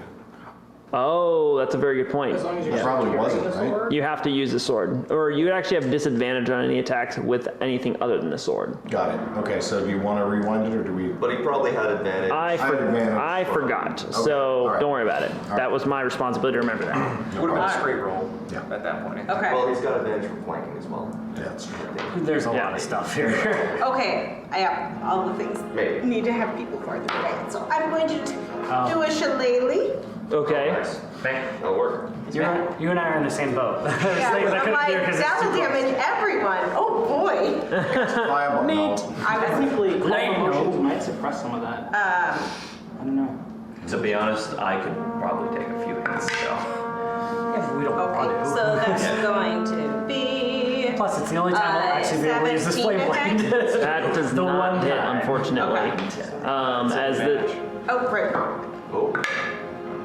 Nope. okay, Good. unfortunately, the shillelagh does not quite crack through the scales. Okay. That's fine. I'm going to. Everyone's feeling fine. I'm going to stand here. Okay. Desmond. All right. I will just shoot it. Okay, you are currently adjacent to it. You'll still be rolling at. It'd be a straight Be roll. straight. Wait. Well, prone It's is, prone, so an that's a attack roll disadvantage. against the creature has advantage if the attacker is within 5 feet. Otherwise, true. the attack roll has disadvantage. Okay. Crossbows, ranged weapons have disadvantage. Well, and here's the thing. Anytime there's an advantage and a disadvantage, no matter how many, it's just a straight roll. Well, not with my rolls. Oh, sorry. Like, if you have 2 advantage and 1 disadvantage, then those cancel each other and you have 1 advantage. Okay, you go with that one. Right? Okay. Yeah. Feels like there'd be I couldn't find that on the ranged attack. I can't. You don't get flanking on range attacks. Yeah. So you can't get that. If you're within 5 feet of an enemy using a ranged attack, you're at disadvantage. It doesn't even matter if you're shooting at the enemy that's adjacent to you. If you have any enemy adjacent to you, you always roll range attacks at disadvantage, no matter who you're shooting You have at. disadvantage on the attack if you were within 5 feet of a hostile creature who can see you and who isn't incapacitated. However, it being prone does mean that within 5 feet means that you do get advantage to hit it because of prone. Right. So that'll be a wash. Is at it that considered point. incapacitated? No, not yet. Not yet. Hang on for about 20 to hit. That hits. Hang on for about 12 seconds. Breathe. Well, maybe we turn. Should I banish it?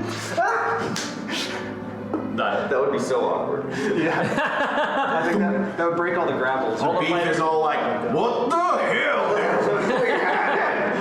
This was so awesome. I had a sword for once. That's my. Yeah, it's like I'm a fighter now. I'm a fighter.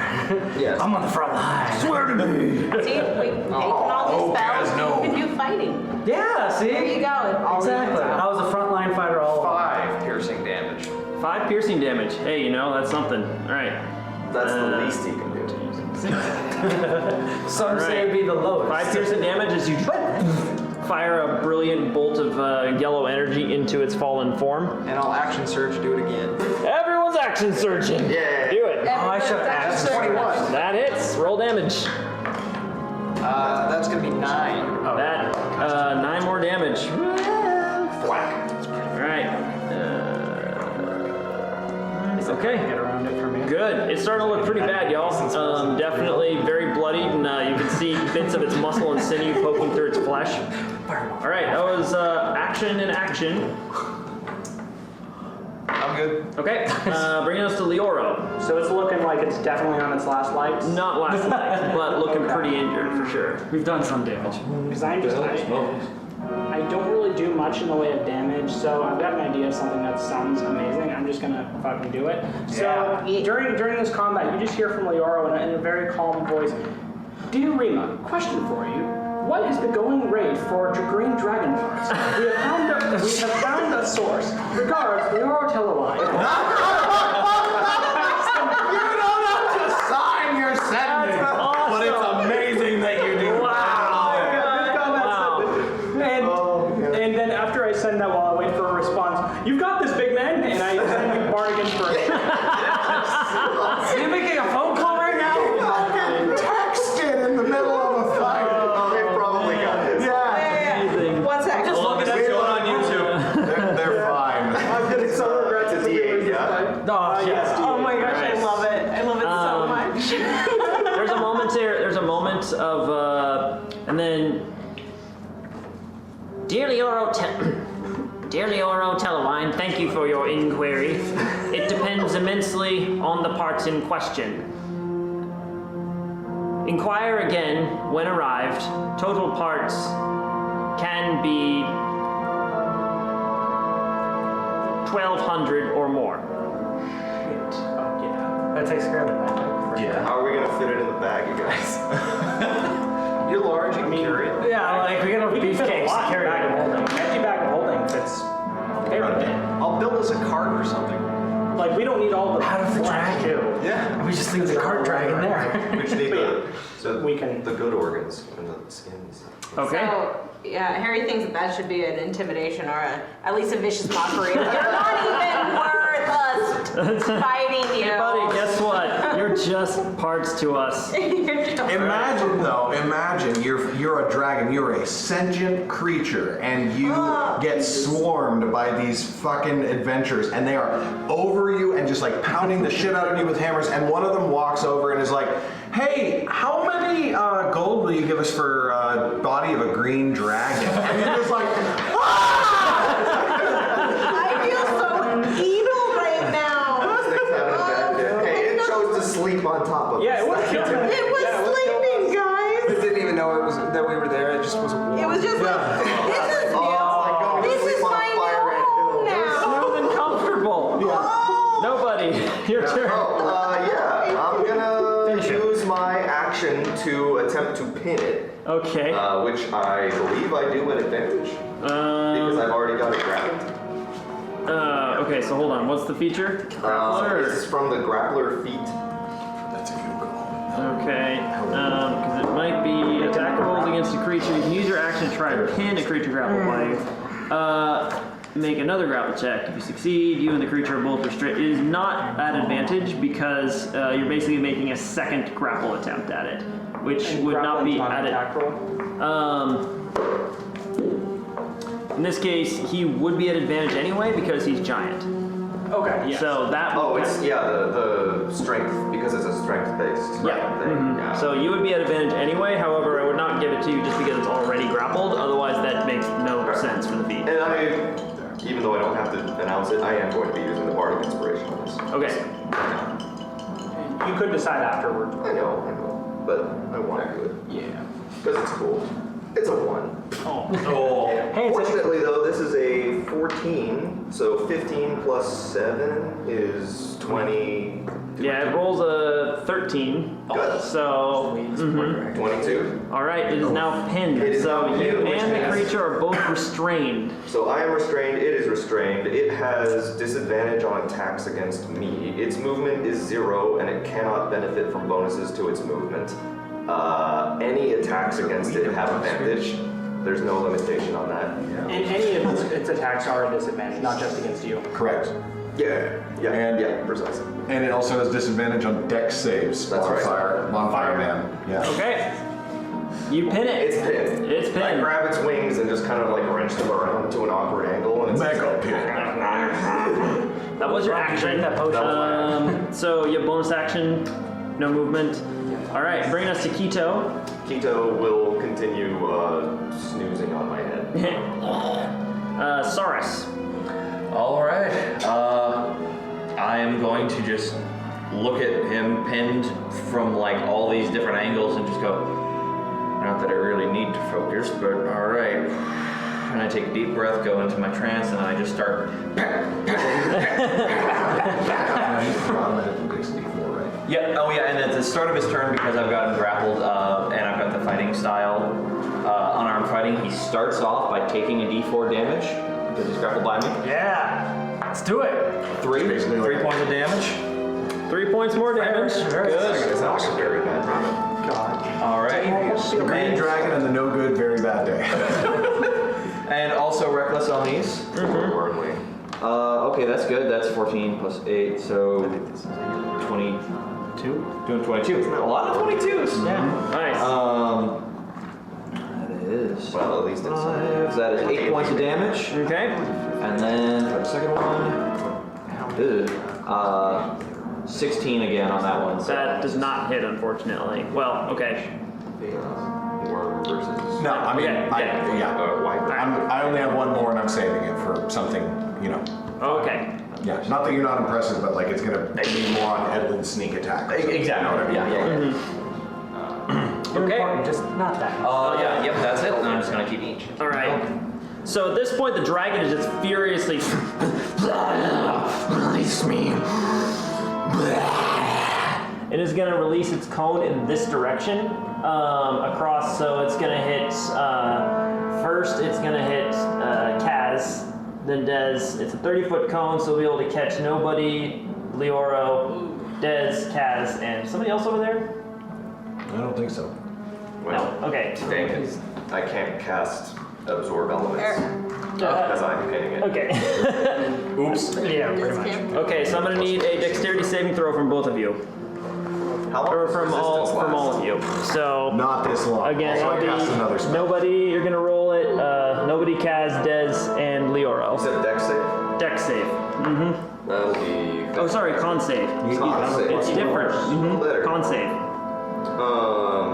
12? 12. You Okay. got nothing to worry about. 17. 17. 3. Oh, 5. Okay. That was gonna be the lowest. You 17, right? Yeah. All right. So Dez, you succeed. Everybody else fails. That's alright. Taking I deserve that. 47 points of poison damage. It does not feel good. He takes 24, and I take 24. Okay, cool. And then half for you, Dez, dealing 24. And I have to make a concentration save for enhance ability. Yes. Oh, actually, I might just 24 would be a 12. 12.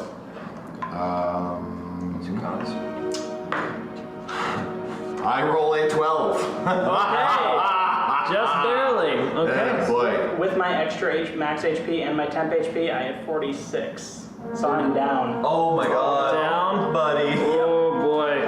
Leoro goes down, coated in this poison. Actually, you fell over there, so I guess it Shoot, okay. Got you. Yeah, thank you. Appreciate you. That is all it can do on this turn, though, unfortunately. So that's going to bring it around to Hellry. Sorry. Hellry is going to look at the hammer in her hand and say, no, drop it. She's going to release the grapple. So it's only grappled twice now. Okay. Then she is going to hit it! Hit it with a sword. With her sword. Okay. Nope.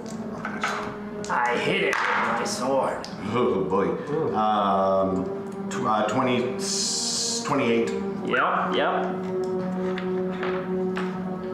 And that'll do 14 points of damage. 14. Okay. And then I will bonus action hit it again! Okay. Yay. Smack him. Natural 20. There it is. So that will be 18 plus 9. It's 27 points of slashing damage. Wow. Okay. Not quite Krill Gash, but. Jeez, that's a lot of damage. So here's what's gonna happen. Okay, you bring the sword around to slam it down. You can hear kind of almost this faint call of ravens behind you as the sword and just gouges in solidly about 6-7 inches into its flank, the entire hilt disappearing in its side. Yep. Or blade disappearing in its side. Yep. Ow.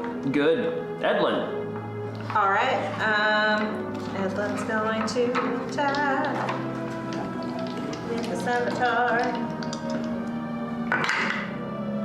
Natural 20. Oh, shit! God. It's dead. Oh, It's wow.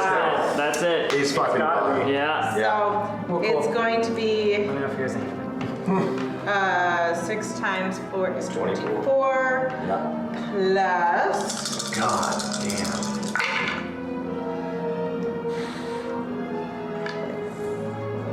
30, 33, 37. 37. Good. Give me a kill cam. No. All right. So you know Perry's type. So Edlin will kind of flick the scimitar and look. They be very precise when they're looking at where they can stab it to do the least amount of exterior damage to the body. Okay. As it's, something that might be worth something to someone else. And so just going in at the exact right spot and just kind of wiggling it around inside and taking it out. Oh, in through the eyeball. Eyeballs could be expensive, but okay, one eyeball. One eyeball down. One eyeball. And then it can go up and... Okay, right through the eyeball, it's like almost surgical. The dragon's and then nobody's hand just comes down, just this mammoth slap of meat. This like green eye and glowing from within, like what whirls around wildly as Edlin just kind of casually walks up to it. There we go. All the way through, and there's kind of a little twist to his wrist. And the dragon comes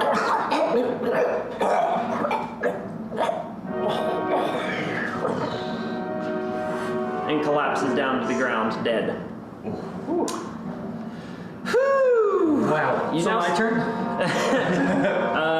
Well, I guess. cast Healing Word on Leoro. If we're out of combat, I cast I was Healing gonna say, I'm gonna try and push the dragon off Leoro. Like, Penny, Hillary, help!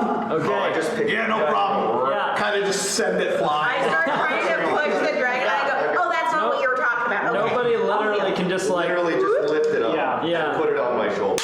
You've already got giant strength, Yes. right? So that times like 2. What is it called? Large, powerful build. Powerful build. Yeah, But I also have powerful build, and currently my carrying capacity has doubled because of enhanceability. So I can also pick up the dragon. I just felt like tossing it. Listen. Leora, you heal for 4 hit points. 4. Okay, Good. Legitimately, my turn was gonna be potioning you, drag you away, and summon a death cat. So Nice. Did we kill it? you killed it, buddy. You killed it. About 1,200 gold worth, by the way. Hot damn! How do you know how much a dragon costs? I called a friend. Oh my god! Okay. Oh, here comes the parents. Here comes the mom. I mean, that would be major oh no, it's DM like revenge, because that is exactly what's happening to Jesse in our Thursday. We'll see. That is honestly why Garrett said what he did earlier when Hillary was like, we should fight, we should totally kill this thing. I don't know why I wouldn't do that. But I'm nervous, that's why. It's This is It's like one of those southern extended families where there's just like 18 or 20 elder dragons. Just they all get the memo at once. Interesting. I'll start reassembling the dome while you guys start breaking this thing into pieces. Here's the bag of holding. I think this should be able to hold most of it. Sure, Penny, you know what you're doing on this kind of thing, right? I do. All right, Still I'm have gonna the help. sword for a little bit. I'm gonna give Penny guidance. Somebody want to help her cut it up? Yeah, I'll help her I'm there. quite used to that. And I'll help like lift up the big heavy bits, and if there's anything that we're trying to like cut out that's like heavier, I'll help. And Kit's just kind of gonna do a little like jig on the drums near you as you do this to give you bardic inspiration in case you need it on. Nice. I'm gonna keep my eyes And are we Okay, each sounds good. rolling Perception one, check. or are you just giving me a And then, I apparently know quite a bit about green dragons already. That's true. So All right, I can help you with Individual this. Right. Well, I rolled earlier for knowledge on dragons. Okay. So now it's on how good you are at skinning dragon. Okay, so everyone's saying a lot of stuff all at once. So, perception check. 17. 17, okay. Taking a look around, it seems like the coast is clear, like a little quieter than normal. You get the feeling stuff tends to avoid green dragons, so it actually Who would attack a green Can't dragon? imagine why. They're not very dangerous. Okay. Leoro, I Oh, would look, a like bee to protest. Okay, and then what was going on over here?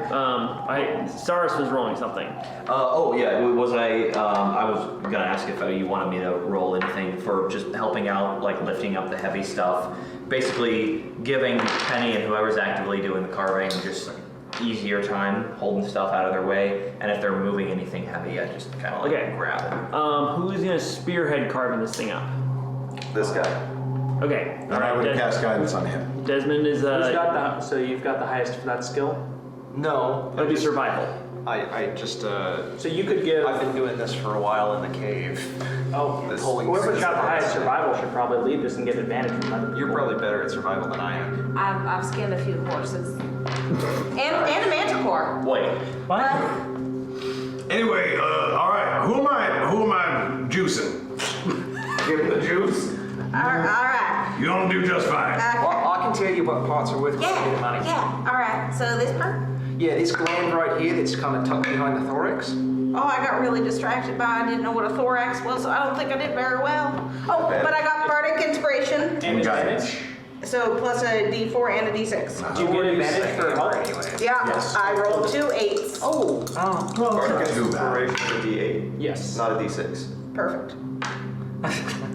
We've upgraded. Hopefully. I'm gonna do bard guy. Nope, that wasn't great. Okay. So we've got 4 plus. So 18. Oh, yeah. Everything Okay. else together. Nice. Okay, Team effort. okay. Teamwork makes the dream work. I just don't know what a Good. thorax Very good. is. Is this it? Okay. Well, it's kind of this whole section right here. Oh, I called that.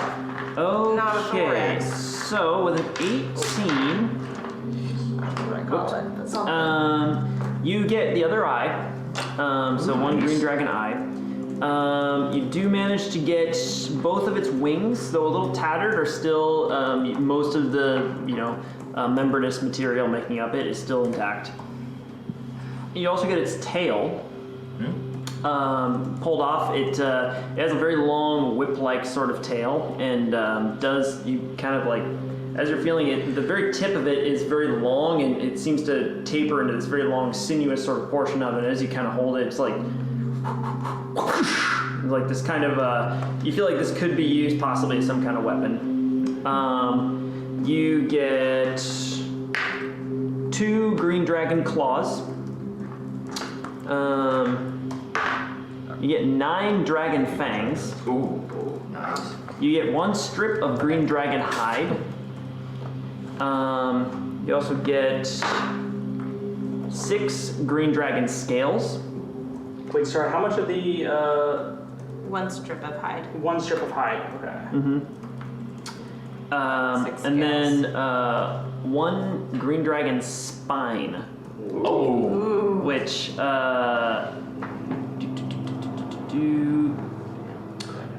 which, kind of holding it up, it's only really like a chunk of the spine towards the bottom, which sort of is, it's the interlocking vertebrae kind of form together into this long tapered almost edge. It creates like a jagged sort of serrated effect, and as you hold it, it's sort of uncomfortable in the hand, but the blade itself tapering out like is wickedly sharp. Dang. And could be used as a dagger. Oh, wow. Edlin is probably very interested in that. I think that's an Edlin thing, 100%. Well, I was going to suggest throwing that in a pot with some water, making some 48-hour stock, Not a bad You do idea. get some chunks of meat too, so we're gonna say you get There's plenty of other dogs. 8 rations worth of I dragon cast meat. Detect Poison and Disease. Is the meat poisonous of the poison dragon? The Is meat it- itself is not poisonous. Excellent. Okay, Yeah. good. And I want to do a thing that I totally just forgot what I was going to do. Oh, we should probably take that hit. I mean, that's the sort of thing. If we think that this might have taken out some of the initiates who were sent in here on their mission, then the call will want proof. Plus, also just like dragon head. Yeah. I mean, Kind of cool. We could mount it somewhere. Yeah, exactly. Bring that in.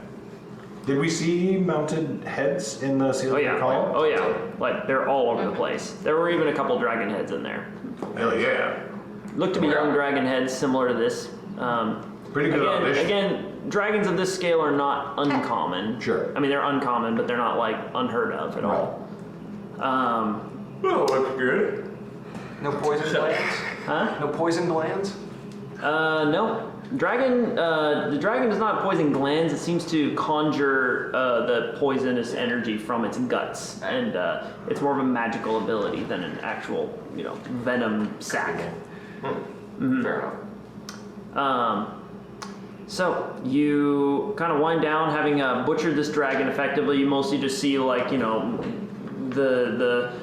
various ribs of the dragon now left, sort of scattered about piecemeal. The remains of this thing scattered across the floor, and you get the feeling, you can hear the sounds of animals seemingly kind of coming in, like rustling the underbrush around, seemingly closing in on the kill.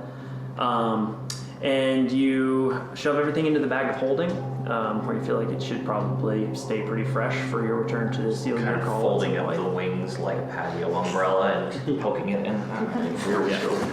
Never get those to go in. And remains to be seen what the remainder of your journey will be looking like. But we're going to go ahead and call it there for the day, everybody. Hell yeah! Yeah. Thank you so much for watching, y'all. So good to be back to Anor again, finally. And we'll be back next week, noon o'clock as well. We will have Harry back with us. I want to know, should we mark off a long rest or should we hold off on that until next time?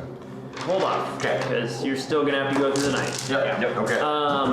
But right now, that's all she wrote. So thanks again, everybody. If you enjoyed what you saw here today, it would mean a lot if you were to hit the like button or subscribe to us. That just, we're trying to build something here. We think this is pretty cool and love to get around to more folks. So And thanks, we got a subscriber today, right? yeah, thank you. Absolutely. Thank you so much. Do we happen to have a name? Yeah. Brindle. Sorry? Brindle. Brindle. Thank you, Rock, Brindle. You rock, Brindle. All right, y'all. Until then, have a great week. Stay cool out there, and we'll see you soon. Bye. Bye.